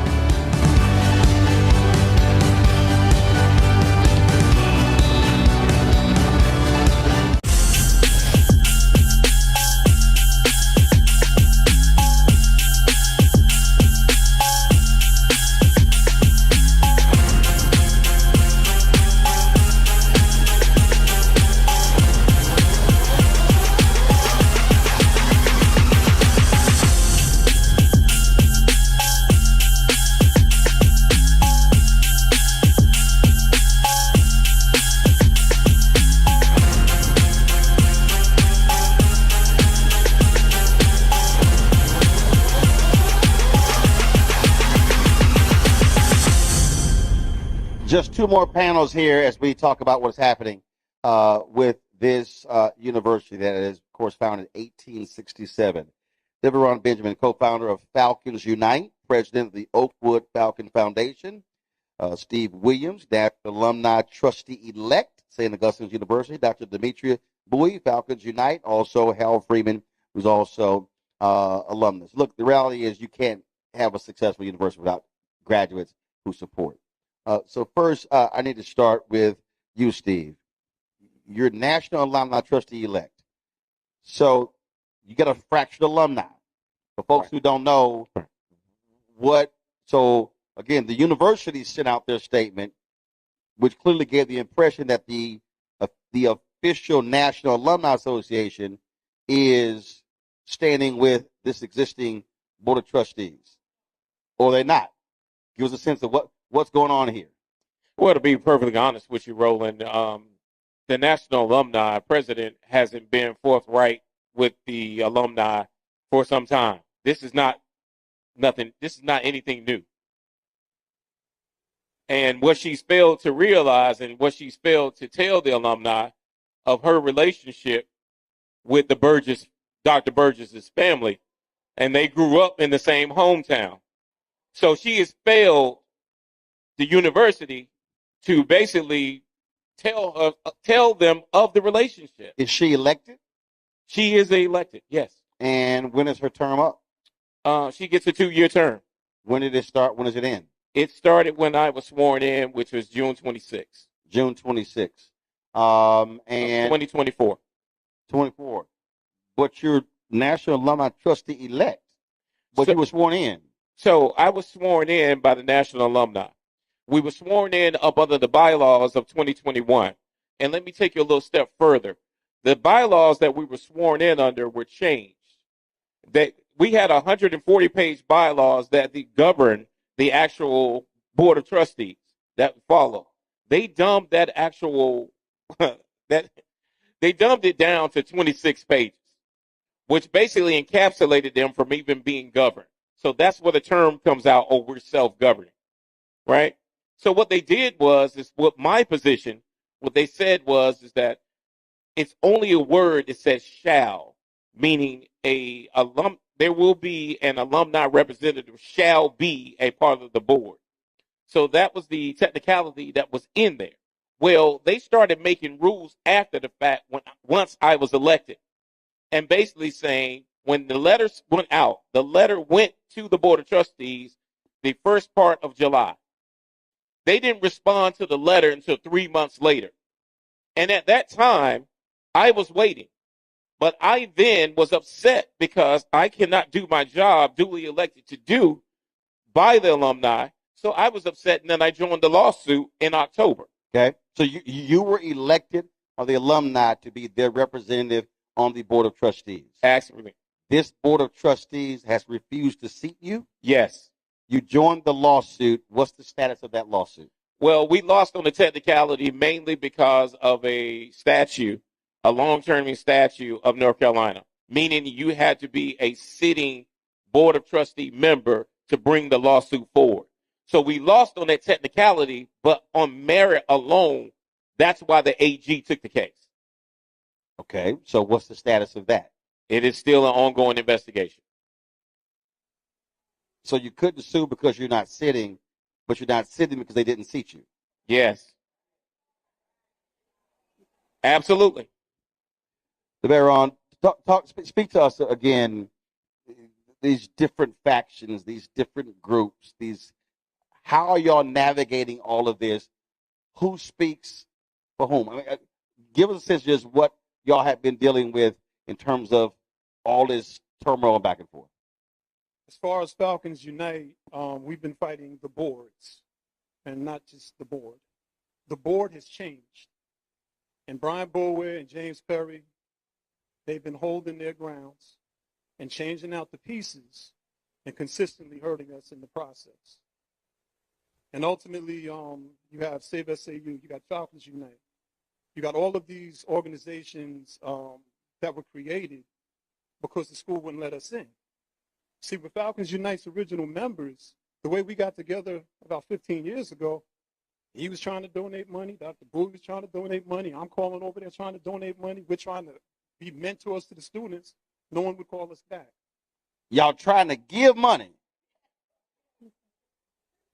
Okay, I'm confused. Demetri, y'all trying to give money, but ain't nobody calling you back to take your money. Okay. And the crazy thing about dealing with St. Aug is they know what they're doing, meaning that board and the way this one was developed. When Brian Boulware came back, he came through Falcons Unite. And he came back looking at what we were doing, and we were seen as renegades because we were calling out the things that wasn't right. And our receipts were the receipts, just like, Dr. Saul said. And the thing about it was we never wanted to be a part of the university as far as, being an employee or anything, but we were concerned alumni. And we were the generation that was sort of that gap, that transgenerational gap. So you got the older generation, they got the money. We're sort of trying to get the money, or we're getting the money. And then the younger folk are looking at us like, we ain't got no money, but we listening to y'all. But St. Aug wasn't listening to nobody. And when Brian Boulware and James Perry in particular did what they did, the bait and switch, you had somebody like Roderick Miller, who was the vice chair of the board of trustees. And if you Google Roderick Miller, he was the #1 economist in the country. So we're talking about needing money, but we got the #1 economist in the country on our board. But you know what they did to him? They wrecked him. And what I mean by that is he was strong enough to withstand what they were doing. But everybody has a reputation. Who wants to be a part of something where you know something ain't right, and then every time you come, you hear about board members disrespecting women? I know I've been on many a phone call with certain board members, and they've said some things about women, and I checked them in real time. Grandma raised me. You can't call women bees and stuff like that. You can't. It's not happening. You can't do that. And I don't understand the slander laws and stuff like that, or the libel laws or whatever. But if I could say everything I wanted to say, it would start with Brian Boulware and it would start with James Perry. James Perry, you were my father's friend. They went to high school together. And the fact that you're disrespecting our legacy like this, James Perry, is disgusting. You have a building that's worth $80 million named after you. You've been in legal and law. All of those lawyers that are on the board, y'all know what y'all doing. Stop. Y'all know what y'all doing. Like, we know what y'all doing. There's no mystery to this corruption. There's no mystery to this corruption. And watch this. Brian Boulware, when he came through Falcons Unite, he's all up in our group. Yeah, you all are right. Let's get all the bad people out of there. Not knowing that this knucklehead was going to come up in there and start tripping. And when I say tripping, they can't talk to us because everybody on here and our other members, we talk to board members. We talked to the presidents. We talked to faculty and staff. When they did what they did and pulled all of that money somewhere, something ain't making sense rolling. The money just was there and the money just wasn't there. And then you got somebody like my son who, when he was talking about what they did to him, do you know what that did to us as a family? Because I know what they were doing. I know what they were doing. And I'm saying, no, my son, he wanted to go to St. Aug. And he went. And we talk about failing our children. It's a double failure because we fighting for the legacy. Now you got my child, my niece, and all the students that we were bringing, because they always used to say about the under 50s, y'all don't bring no money. Well, how are we supposed to do it? Bring students. We started bringing students to the school. And all they kept doing with misinformation and lying is lying on people like us. For instance, Deborah Clark Jones. The way Brian introduced her to me, I would have thought that Deborah Clark Jones was the worst thing in the world. But the thing about it was we had our own minds. That's the beauty of Falcons Unite. We're independent. You can't control us. And then we double back and push back on them like, wait a minute, you said A, B, and C about Deborah Clark Jones, but what'd you just say about that woman over here? Mainly, these people have been disrespecting and bullying people for a long time. This university got $35 million from COVID funds. And we're talking about loan forgiveness. We're talking about significant dollars. That was 2020, 2021. I have talked to other HBCUs that's talked about how that money saved them, allowed them to pay off debt, things along those lines. I do not understand how they got 35 million, and here we are 5 years later talking about how bad this is. Roland, I think somebody stole some money. Roland, they told my son he owed 12 grand. He's a legacy student. How you owe 12 grand? You didn't. They never gave my son a refund. My son was a senior. They never gave him a refund. How he owe you all this money, but you owe him all that money? And then when you call them on it, they don't say nothing. They hide. That's what cowards do. That's what they do. Take advantage of children, take advantage of women, disrespect people, bully people, run through the campus. But see, the funny thing about it is it wasn't weakness with some of these people that got ran up out of there. It was their pride, their sense of being, their sense of God. Because all that stuff about being postal and stuff, it should have applied for some of those things before. Please, God, forgive me for what I have to say. Demetria, go ahead. Just to add on to what Devron was saying, to answer your question, Dr. Christine Metfeld did what she was supposed to do with the money. If you remember, you said the key word, COVID. So what happened during COVID? The kids were sent home. Dr. Metfeld applied that COVID money to those children's accounts. Everybody had a 0.00 account. So it's weird when the children are saying, how did I get a $40,000 balance? How did I get a $16,000 balance? How did I get a $5,000 balance when I had a zero balance? And I just want to pivot a little bit because I'm the mental health professional on the team. I'm a therapist. And I tell this story a lot of times to the alumni when we have our Zoom meetings. The treatment that these individuals inflicted on not only the students, but the staff is egregious, to say, put it kindly. You had children, and they're children to me, but young adults, who could not concentrate on their studies because they got a $40,000 balance, and they're coming from homes where mom and dad are trying to make it and send their last to them. How can they concentrate on their studies?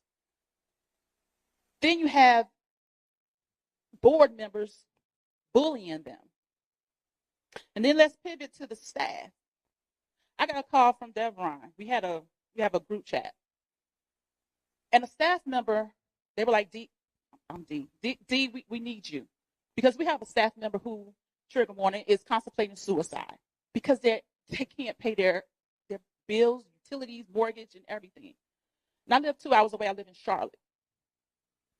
It was no way I could get here on time to say that I'm doing an assessment on the phone. I have my other phone. I'm on the phone with crisis assessment, like, hey, this person down at this address, hey, what's going on? I'm doing a suicide assessment to make sure that they're, just to keep them on the phone in order to get mobile crisis there so they're not going to act on anything. This is what Brian Bulwer, Judge Perry, and the rest of the board have inflicted not only on the students, but the faculty and staff. And to think that you can sleep peacefully at night, to think that you have children who are in institutions, and if your child was treated in the manner in which you're treating someone else's child, you would be ready to tear the school up. But that is what we've been dealing with, Roland, for the last 15 years. Carol. Another thing I want to pivot off of what Demetria was saying is that all of the things that people may have seen us do on campus for the students, another arm that we have under our umbrella, Student Alumni United, where we tried to be that bridge for those students in amidst of all the chaos, to give them financial support when they need it. We bought batteries, we bought tires for cars so kids could get home, plane tickets, you name it. If a student or somebody needed some sort of assistance in the midst of all that has been going on within the past 3 years especially, we tried to give that support so that they could persevere and see it through. We don't know what's going on with the administration. We don't know what their true intents are. We don't know what the plan is. So our focus was on the students, because if my child was there, I would want an alumni or somebody to be able to be that bridge for them when I can't be there. And that's when we would go through great pains, and we would raise money with alumni to have cookouts for the kids, to try to boost morale for the kids. I personally help kids get jobs at UPS, where I work at. And we tried to do everything that we could to help the continuity of life on campus. And everything that we have ever done, we have always dropped the line to the administration, to the president, and told him this is what we're wanting to do. And sometimes it got to the point where I said, you know what, this is what we're doing.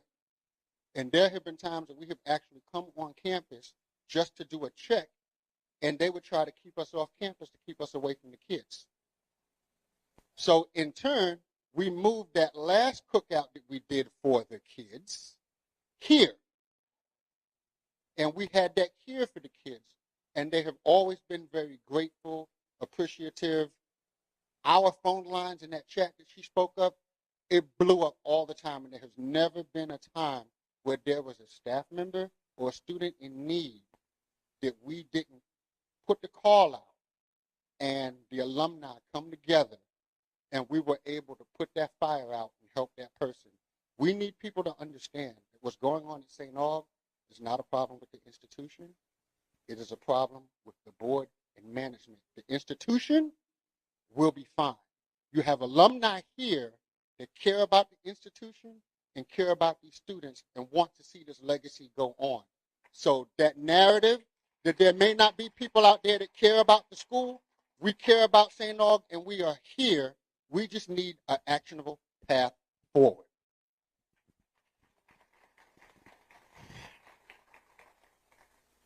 I have to gather myself before I talk, mainly because it's been a real triggering situation, right? We brought 25 students to St. Aug, and we had to watch all 25 leave and transfer. This group, Falcons Unite.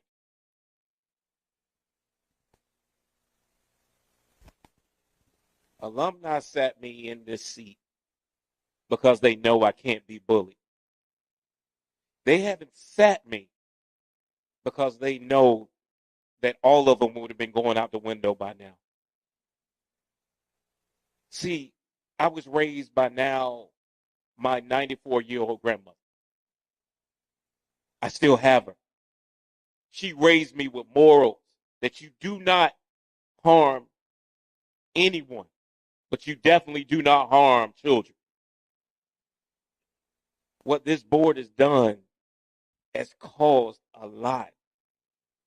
I mean, sitting there listening to these students talk about their experience, listen to my nephew's experience and seeing what he had to go through. Understanding that these students, 80% of the students that come to St. Aug are first-gen students. So what does that mean? That means their families basically pony up what they could to send them to there so they can make a way. They can be the difference in their family.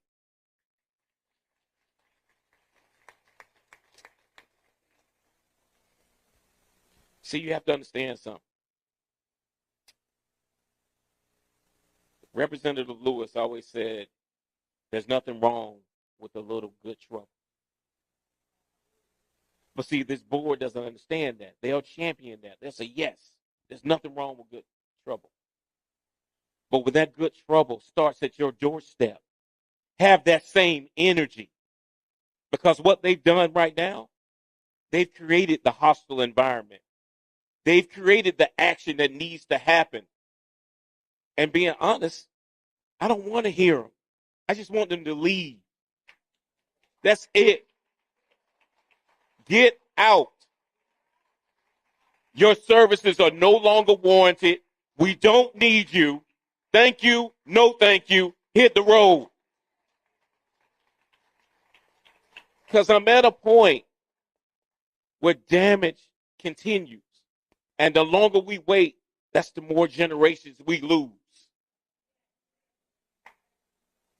Coach Williams gave me an opportunity. The little at-risk boy from Durham that he came to see run at UNC State meet. That's my father. Russell Blunt, Hillside coach, alumni St. Aug, was the first father who passed me on to Coach Williams. You see, I owe, and I call St. Aug affectionately her. I owe her everything that's inside me.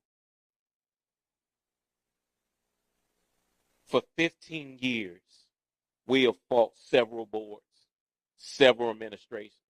We have called out the egregious things that we've seen. We're not going to stop. We are very resilient. The question is not when you're going to leave, is can you outlast us?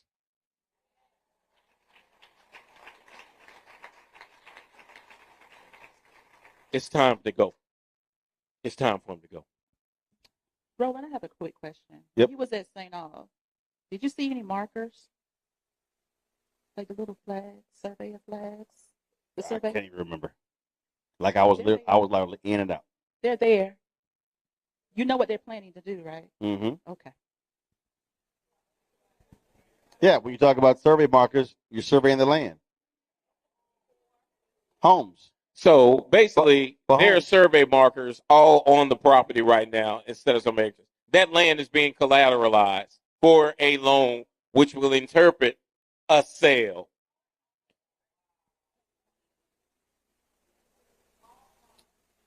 There was a conversation yesterday that we had, and I'm going to call him Marcus. So Marcus called very nervously and basically was like, I wanted to talk to you guys, and how you doing? Okay, Merge, what do you want to talk about? Because after this function, we were going to come on campus tomorrow and do the cleanup. So Marcus was like, well, we have survey markers down, and we painted grass orange, and the surveyor said that they can't be moved or touched. So you guys can't come on campus and do your cleanup. Then mind you, they had no intention on doing anything on their campus but selling it. The only group that has come on a campus and cleaned up is this group with the help of other alumni. They still haven't dumped the dumpster that's been sitting there for another 2 years that's out there in the back behind Boyer. That is still full. So, and let me go a step further. In November of the $11 million at 26% interest that they took from Gothic Ventures, 4 of which they got in November, they did nothing to the campus during that time to even bring the students back. So they had no intention of bringing the students back in the spring semester. So the question is, where are the receipts? See, this is what the question that we need to be asking, because that's a hole that they're not going to have to settle. We have to settle that. $11 million, 26% interest with a 2% prepayment penalty. But Mr. Eats will tell you when he gets up here that he offered them millions at a lower percentage. And the text message went back to him, said, thanks, but we're not interested. That was from the board chair. So we're witnessing the theft of a 158-year-old university. Let's just call it for what it is. It is not a land grab. It is a theft. So I hope they're listening, because I've been waiting and I'm still waiting. They're not ready and they need to leave. That's it. I want to thank all of y'all for your work. It's a lot. You have day jobs, you have families. This is a whole lot to deal with, but the reality is when people have passion and love for an institution, they want to see it to survive and thrive. That's what it requires. So good luck in the fight. When we come back, Thank you, Roland. we're going to talk with the group, again, talk about what's next. What's the pathway next for this community, for the alumni, the people who want to see these universities survive and thrive. You're watching Roland Martin Unfiltered on the Black Star Network. Right back.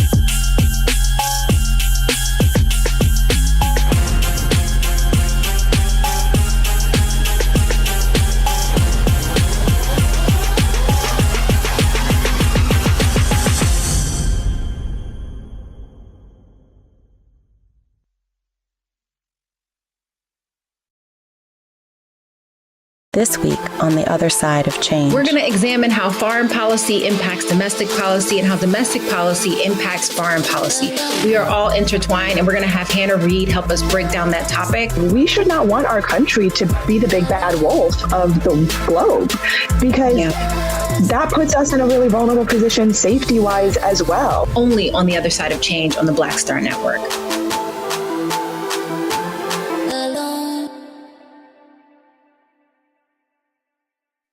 What's up, y'all? Look, Fanbase is more than a platform. It's a movement to empower creators, offering a unique opportunity for everyday people to invest in Black-owned tech, infrastructure, and help shape the future of social media.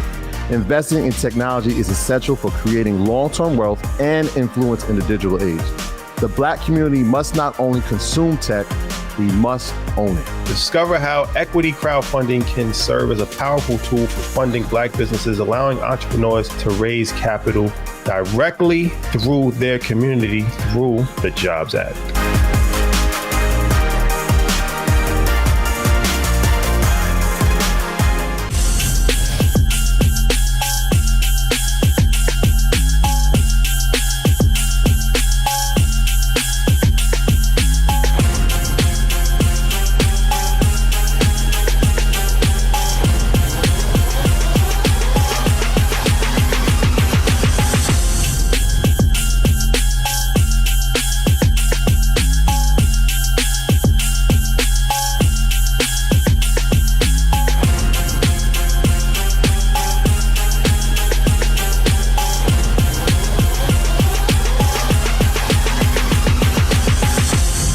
Welcome back to Market Street Baptist Church, our final discussion with our St. Augustine's Town Hall. Joining me right now is Dr. John Chapman. He helps HBCUs regain accreditation. Benjamin Johnson is the chair of Save SAU Coalition, and Martin Eakes is the CEO of Self-Help Center for Responsible Lending. Put your hands together, please. First and foremost, John, I want to start with you. I read the letter from the university, where they talked about it and how they're trying to go through the arbitration process. The existing accreditation council, that's one way. There are other ways to do it, but we've seen this happen before. The reality is there are other institutions that lost their accreditation over the issue of finances. And when you lose your accreditation, your students cannot get financial aid. Correct. Explain people who don't understand why that accreditation is so important from a student's perspective. Not necessarily for them just saying, oh, this is a great degree, but it's the financial aid issue. Absolutely. Roland, good to be on Unfiltered. First of all, I want to say that accreditation is extremely important. I actually chaired the team that helped both Bennett College and also Morris Brown get reestablished with their accreditation. So I've been very, thank you. I'm very proud of that.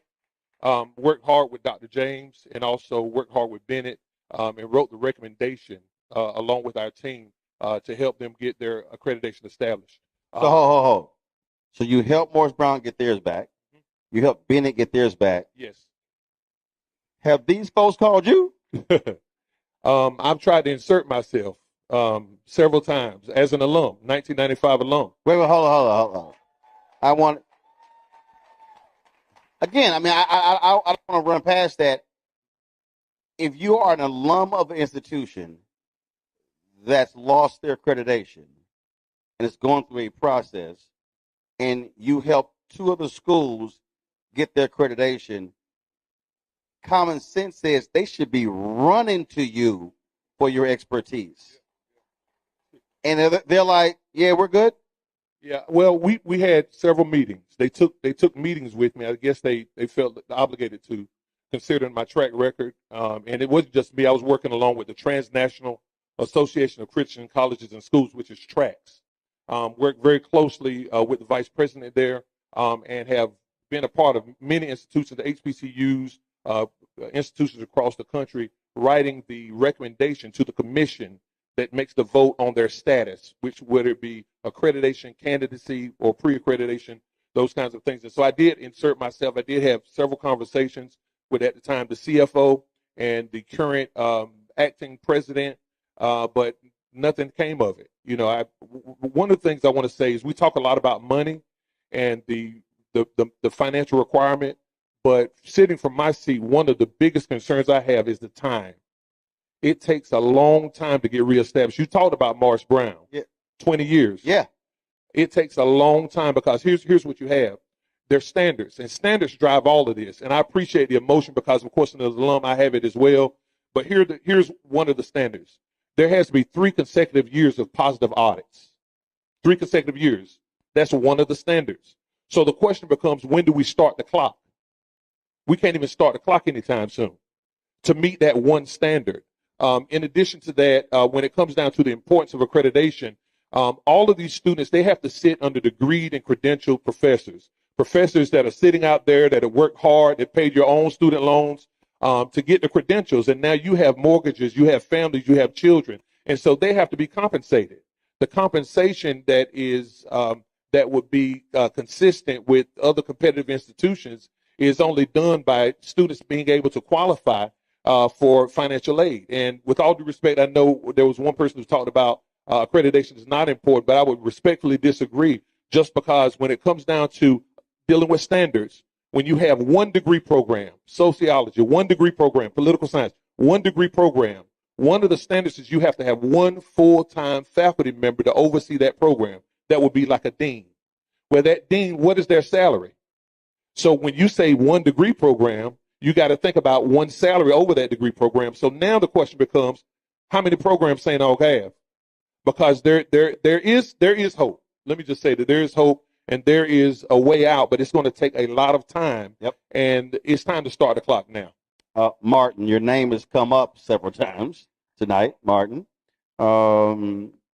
In previous panel, talked about when you stepped up, shared with this board, assistance that you could provide. Walk us through that, and how in the heck did they say, nah, Martin, we're good. No, thank you. So let me start with a little background. First, something you might not have noticed, I'm an old Southern white guy.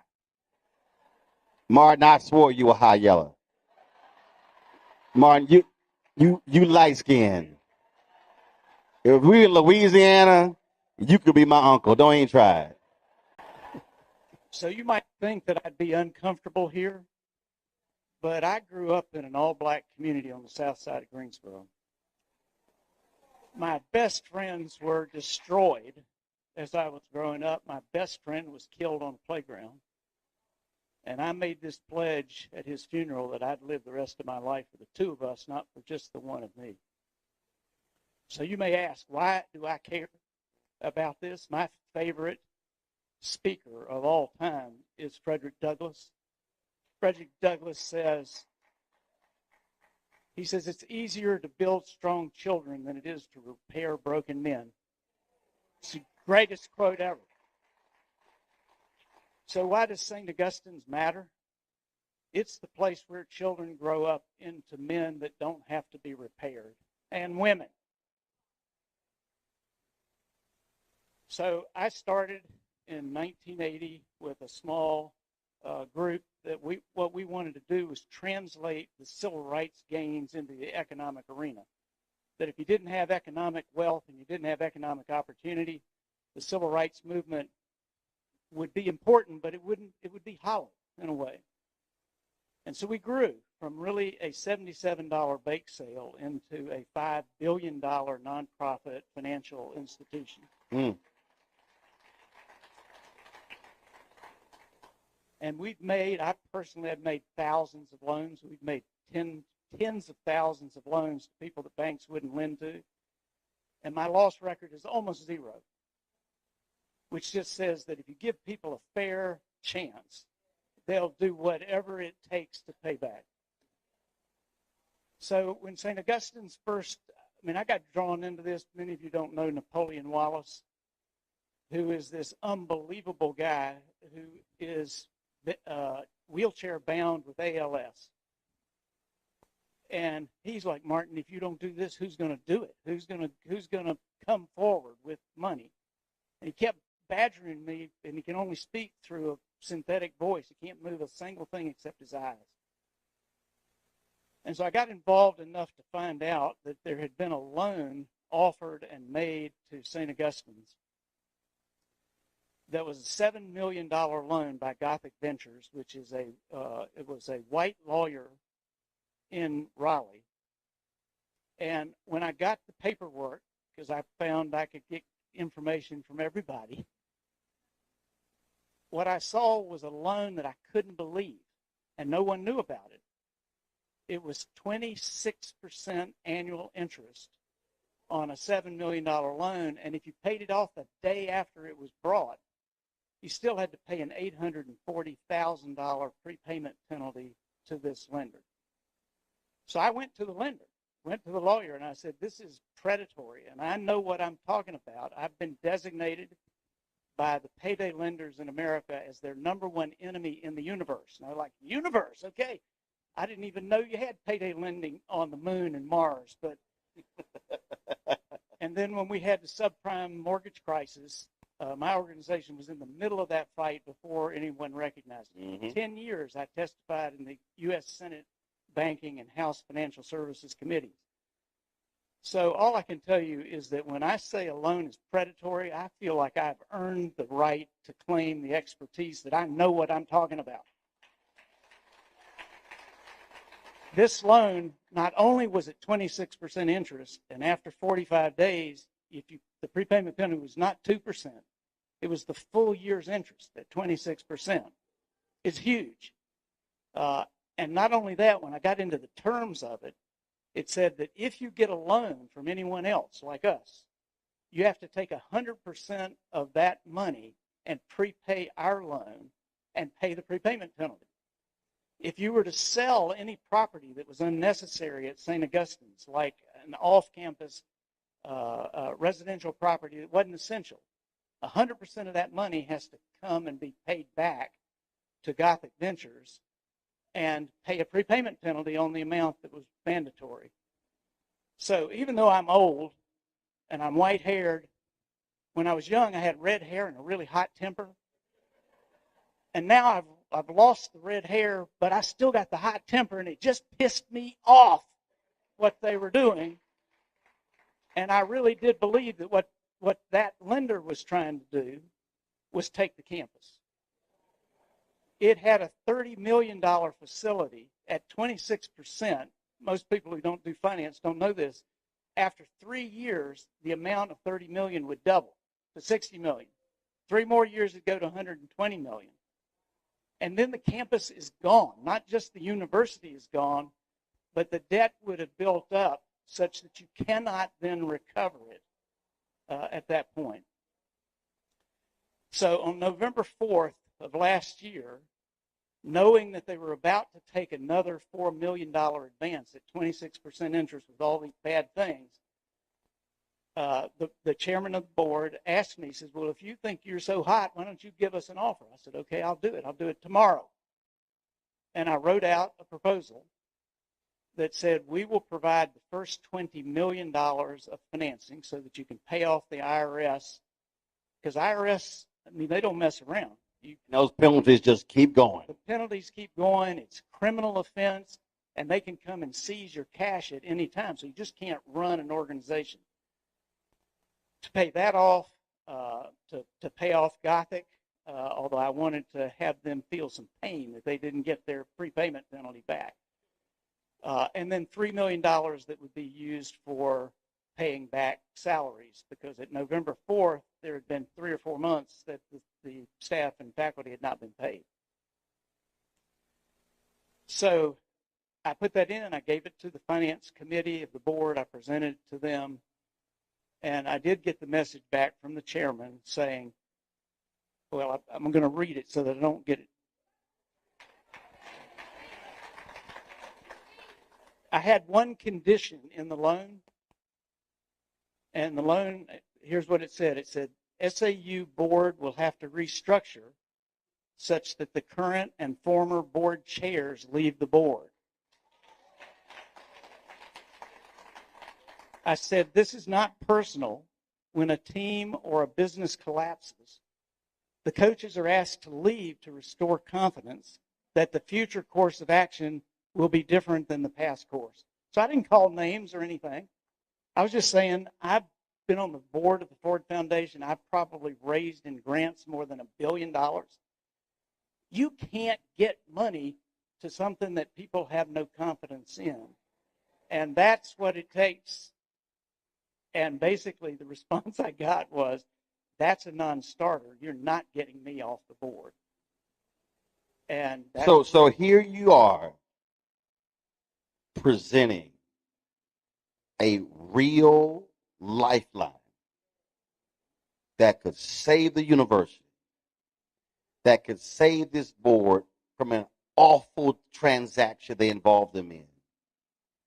And the ego was so massive that, as opposed to putting the university and its history and its alumni and its students and the community before that person's ego, they said no.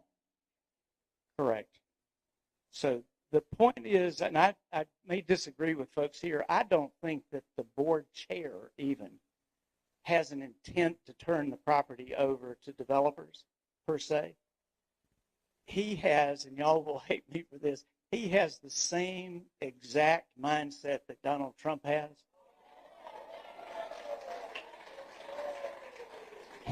He believes that he is the only person who can actually save Saint Augustine's University, and yet he will be part of the problem because he can't see past himself. Now, what I would say, you've heard the old saying, without vision, the people perish. Yep.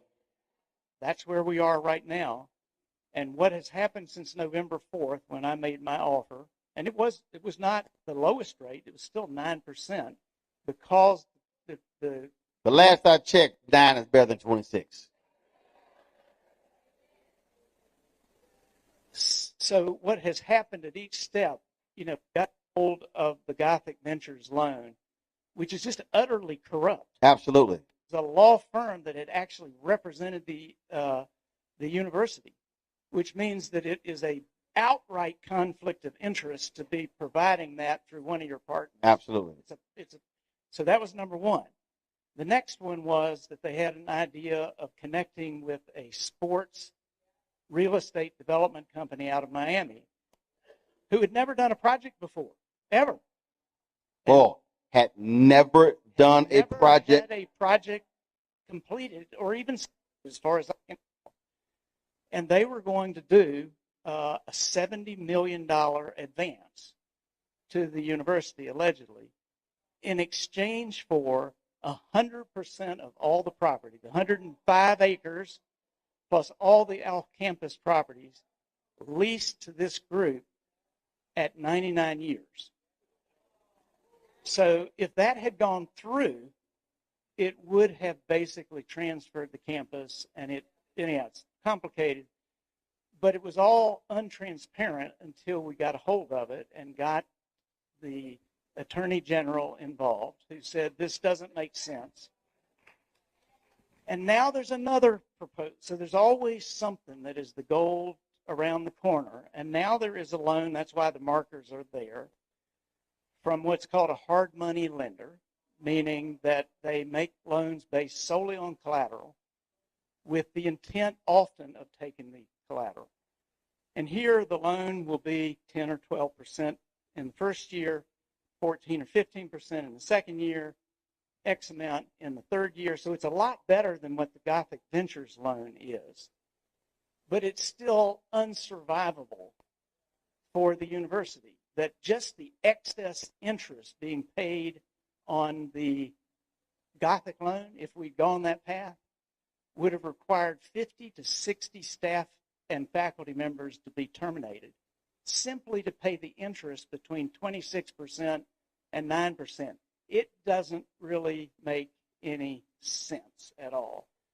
And yet I think that the people think they're doing the right thing, that we're the only ones who can save this university. The rest of you folks don't understand what we see. So I think it is a failure of vision, a failure of judgment, and yes, perhaps some conflict of interest engaged there. But we're getting to the point where it's almost too late. Right.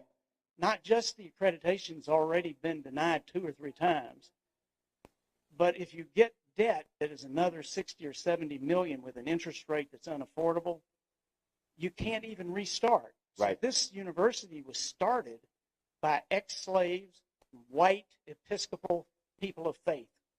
Those were the folks. Right. I think we're at a point, and so I promise to do this, but I can't believe we're complaining. Y'all need to go occupy the campus, take it over, and really say this is our land for 158 years. We're not going to wait on the Attorney General. We're not going to wait on another loan with markers that will put you so deep. Who the gentleman was who said, we can outlast them? No, you can't. If they get you so deep in debt, as again, Frederick Douglass once said, he says, there's nothing that has enslaved, freed slaves as much as debt has been free. That was his analysis in 1865. Benjamin, so this is, when I walked on that campus, the point that he just made, as I'm looking at it, I first go, the amount of money you're going to have to spend to bring these buildings up to standard. When buildings are not occupied for a long period of time, when they sit there, they deteriorate. We're not talking one building. We're talking multiple. We're talking now millions of dollars. So then when you go the accreditation issue, then you go the loan issue, the debt issue, it's literally as if these folks are not trying to actually save the institution, because there literally is no logic. There's no logic to saying no thank you. There is no logic. There's no logic to have a graduate who helped 2 other institutions get the accreditation back, including one North Carolina, and you're like, yeah, we good, we're not going to meet with you. That is insane to me. And Roland, as we've talked before, the illogical process that this board has done is you don't have anything to compare this to. And when we talk about buildings, one of the things about what we would inherit is monumental as we try to remove this board, and we need to have that board gone before anything else. They need to be gone tomorrow. So what is what's next? Because what Martin said, he's right. I mean, this has to escalate. When you talk about you're inching closer, we're talking 3 to 6 months. I don't see, if you got 100 students or less than 100 students, I don't see how after graduation on May 3rd, there are 50 or 25 students, and you get denied accreditation, it's game over. Morris Brown maintained 2 students to keep going, That was a 2-decade process. He missed an entire generation of black students. Exactly. And as we are looking at moving forward and using the tools that we have, one of the tools that Martin talked about is we need to occupy the campus. But we're working through the Attorney General's office. He has put together a series of things in regards to financial mismanagement, fiduciary irresponsibility, and he has to go ahead and implement that, and we are working with him to do his due diligence in this process. There have been lawsuits. When I understand the technicality. When I talked, when one of the folks said that students said they had a debt, even though the COVID money paid it off. Do those students have standing to sue? Yes, they do. As fraud. I mean, because a lot of lawsuits there. Who has standing? The students and the parents of the students have the most prominent standing. So, is the alumni or someone else looking to sponsor one parent, one student to file that lawsuit to get an injunction, to get something? We have garnered those students and those parents. We have put them in touch with our attorneys who, when we had our case, and we are moving forward with that. How soon? We have collected documentation from the students and the parents. We've got situations where the school itself, and the documentation is that the school was doing illegal drawdowns from the Department of Education. That's federal. Yes. Which means that's the U.S. Attorney. That's the U.S. Attorney. And then now with our Attorney General, our State Attorney General is looking at that with all of the Department of Justice, the federal group, Department of Education, and all of that is part of his investigation now. Okay, and so, and I will say in regards to what was in the Sachs report was that there was $10 million that was unaccounted for. And we also were finding that there were students who had not received their Pell Grant, their work study money. That's also federal. Yes. And so the Attorney General now has talked with the Department of Justice, Department of Education, and they're doing their investigation. Now, they have not talked to us directly as to where they are, but we do know that that's going. And the Attorney General, the local Attorney General, the State Attorney General, took our case. We had 52 allegations in there. They were investigating all of 52. One of the first pieces that low-hanging fruit was that St. Aug was putting paychecks to staff electronically. However, none of their benefits or anything were being paid, and no money was being deposited into their accounts. What's wire fraud? Hello. So they did charge Marcus Burgess with fraud. Who did? The State Attorney General. He's been charged with fraud. Civil or criminal? I believe it's criminal. Don't worry about it. We're going to look it up. Look it up. We're going to look it up. Go ahead. Final comment. Go ahead. Yeah, I want to kind of paint, first of all, timeline. We talked about federal. We have to realize our options are very limited from the standpoint of that our beloved school has a scarlet letter on it. So what that means is you first of all got to get permission from the Department of Education to reapply for accreditation. The Accreditation Association has to get permission from the Department of Education to accept the application. There has to be a 1-year wait period before you can even apply. During that time, a self-study needs to be done. And just like no money will be given until leadership is gone, no accreditation will be given as well. Martin, final comment. I don't want to disagree completely. I am a lawyer, not a very good one, but I don't think we're in a lawsuit stage right now. The Attorney General did a great job in reviewing this sports deal with the realtor. But the problem is that the state Attorney General has statutes that give him what authority he has. Right. And he has the authority to do two things. Number one, if there's a transfer of more than 50% of the real estate property, he has to approve it.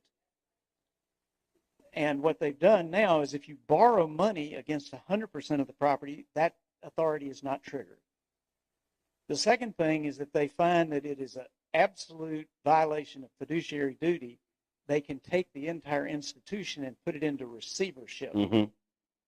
If you put it into receivership, a judge who gets it could say, well, we're going to pay off these $40 million of creditors, and particularly if that judge knows some of the real estate developers in Raleigh, that's a dangerous course for us. So I don't really think that the Attorney General, even though they are incredible, wonderful civil servants, I don't think they are going to get us out now. That we have to do something dramatic before this next stage of debt comes in. The board thinks that this debt will save them and get them reaccredited by getting 50 or 60 or 70 million dollars of debt. But until you have the vision, not only the people but the university will perish, and we'll lose the campus as well as the university if that happens. And that's where I think we just are out of time. Right. We've got to take matters into our own hands. And this is a big enough group we could do it. To the folks, give our final panel a round of applause.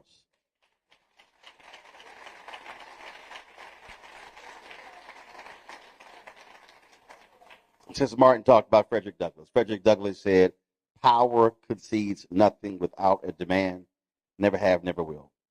But he also made clear, agitate, agitate, agitate. This is a moment where this community has to escalate this. This is a moment where these folks cannot be comfortable anywhere. This is a moment where pickets should be unleashed at their houses. This is not about playing nice anymore. This is not about, hey, we're good. No. This is literally the future survival of an institution. And if this institution goes extinct on our watch, we cannot blame anybody else but this generation. That means when you're having a conversation about your university, you will be having an historical conversation. You will be having a conversation of what it was like when. You will be driving by the property and saying, there once stood this. What we have to understand is that if we don't take collective action, then we lose. Last sermon Dr. King gave, April 3rd, 1968 at Mason Temple. He said, black people individually are poor, but collectively we represent one of the largest economies in the world. But he said we must do it together. What he also said was, when he was talking about the garbage workers, he talked about, he said, Reverend Jackson, he quoted him, we must redistribute the pain. There is an immense amount of pain in this room. There is an immense amount of pain listening to those students. I can only imagine what those almost 100 students feel like going to an institution and then where you can't even walk on the campus. This is the moment where you must redistribute pain. Where you must take your anger, you must take your, frankly, depression, you must take all of that and channel this and target the very people. there is no way any member of this board can defend the loan you described. Signing that loan by itself is a gross dereliction of duty. Because if they had asked any expert would have told them, do not sign that loan. If they had talked to any expert about doing a development deal, the first rule you ask is, do you have any experience with this before? You do not build a 10,000 square foot house with somebody who has experience with Lego. That is a dereliction of duty. And the fact that they didn't have the decency or the courage to come before this audience, to answer questions, to explain what they're doing, that also shows you that they have no desire to speak to the interests of the community. Our goal here was simple. What we did here is the same thing we did when we went to Bethune-Cookman. It was the same thing, the town hall we did last year at Tennessee State. It was an effort to do what Ida B. Wells Barnett said, shine a light and unleash truth on that. Now the question is, for this community, what are you now prepared to do? We've laid out all of this information. The country now knows. People will be sharing these clips. Every person on here who has a Facebook page, a Twitter account, an Instagram, TikTok, Snapchat, Fanbase, LinkedIn, you should be pushing and sharing these clips because you should be putting the faces of the individuals who are in so-called leadership position. It should be plastered everywhere so people are fully aware of the individuals who are responsible for the destruction of an institution that was founded 2 years after the Civil War ended. It's not a question of who is going to come save this university. Only the people in this room and your allies who are not here can save Saint Augustine's University.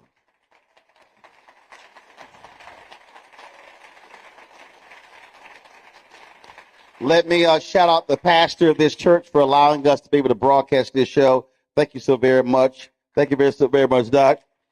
Let me shout out Cornell Conway with Gain Sports for hooking me up with this sweater. I appreciate that as well. And let me thank all of you for being here. I created this platform because I knew, first of all, I created this platform when TV1 ended my show because I knew with Tom Jones' retirement in December 2019 that we needed to have national platforms that were black-owned, that spoke to our interests. The reality is MSNBC, CNN, Fox News, ABC, NBC, CBS would never do anything like this, would not expend this amount of energy, time on it. When I look at the fact that more than 3,000 and 4,000 people were on our channel watching this, people all around the country, in Canada, in the UK, in Jamaica, in African nations, in the Caribbean. And so do not be surprised that when this ends, you're going to be hearing from people all across the country who are going to be saying, how can I join in your fight? And so we thank all of you. We appreciate it. To all the folks, don't forget, I want to see you guys Monday. I'll be in Myrtle Beach, South Carolina. Darius Rucker, Hootie and the Blowfish have their Monday after the Masters Golf Tournament. I'll be spending some time with them. Got to see my man Darius. Also, folks, do not forget, all of you who watch, all of you who pay attention, we don't have millionaires and billionaires supporting our show. We advertising agencies ignore black-owned media every single day, but 35,000 donors since we launched 6.5 years ago have contributed to this show. And our target goal is very simple, and that is to get 20,000 of our fans on average contributing $50 each a year. That's $4.19 a month, 13 cents a day. That is critical for what we do. because we want to do things like this all around the country. There are elections that are coming up. There are other issues that we want to focus on when it comes to health and business. And there's no other, let me be real clear, there is no other black-owned media company in America that does what we do here. No one else goes on the road, does live broadcasts, connecting with the people. So your support is critical. And so those of you who, of course, support us via Cash App, use the Stripe QR code. You see it on the screen right there. Just point your phone to it, the Stripe QR code for Cash App. If you're sending check and money orders, I love my people who do not believe in electronic payments. They've sent 800 checks in the last month and a half. I have to open every envelope, categorize it, sign it, all of that, but it all cashes the same. And so do me a favor, make it out to Roland Martin Unfiltered. Don't make it out to Roland Martin, Uncle Roro, Black Star Network Unfiltered, because it's an issue with the bank. Just make out to Roland Martin Unfiltered. P.O. Box, got the P.O. Box right here up on the screen as well. And of course, PayPal is R Martin Unfiltered. Venmo is RM Unfiltered. Zelle is Roland at RolandSMartin.com. Roland at RolandMartinUnfiltered.com. Download the Black Star Network app, Apple phone, Apple TV, Android TV, Roku, Amazon Fire TV, Xbox One, Samsung Smart TV. Be sure to get my book, White Fear, How the Browning of America is Making White Folks Lose Their Minds. I'm going to be signing copies over here when we get done. And also get the audio version that I read on Audible. All of you out there who want to get our gear, y'all know we have our merchandise. Our new shirt is with the quote, MAGA chose between woke or broke. They chose broke. And also get our other shirt, Don't Blame Me, I Voted for the Black Woman. So go to rolandmartin.creator-spring.com or go to blackstarnetwork.com. And don't forget, download the app Fanbase. And also, if you want to contribute to the crowd fund there as well, go to startengine.com/fanbase. Again, thank all of you. Thank the pastor. Thank the church. Thank the audience as well. Folks, we're going to keep doing what we do as long as there's breath in our bodies, speaking truth to power, even when it comes to people who look like us. Because remember, all skin folk ain't kin folk. Y'all know how I end the show always.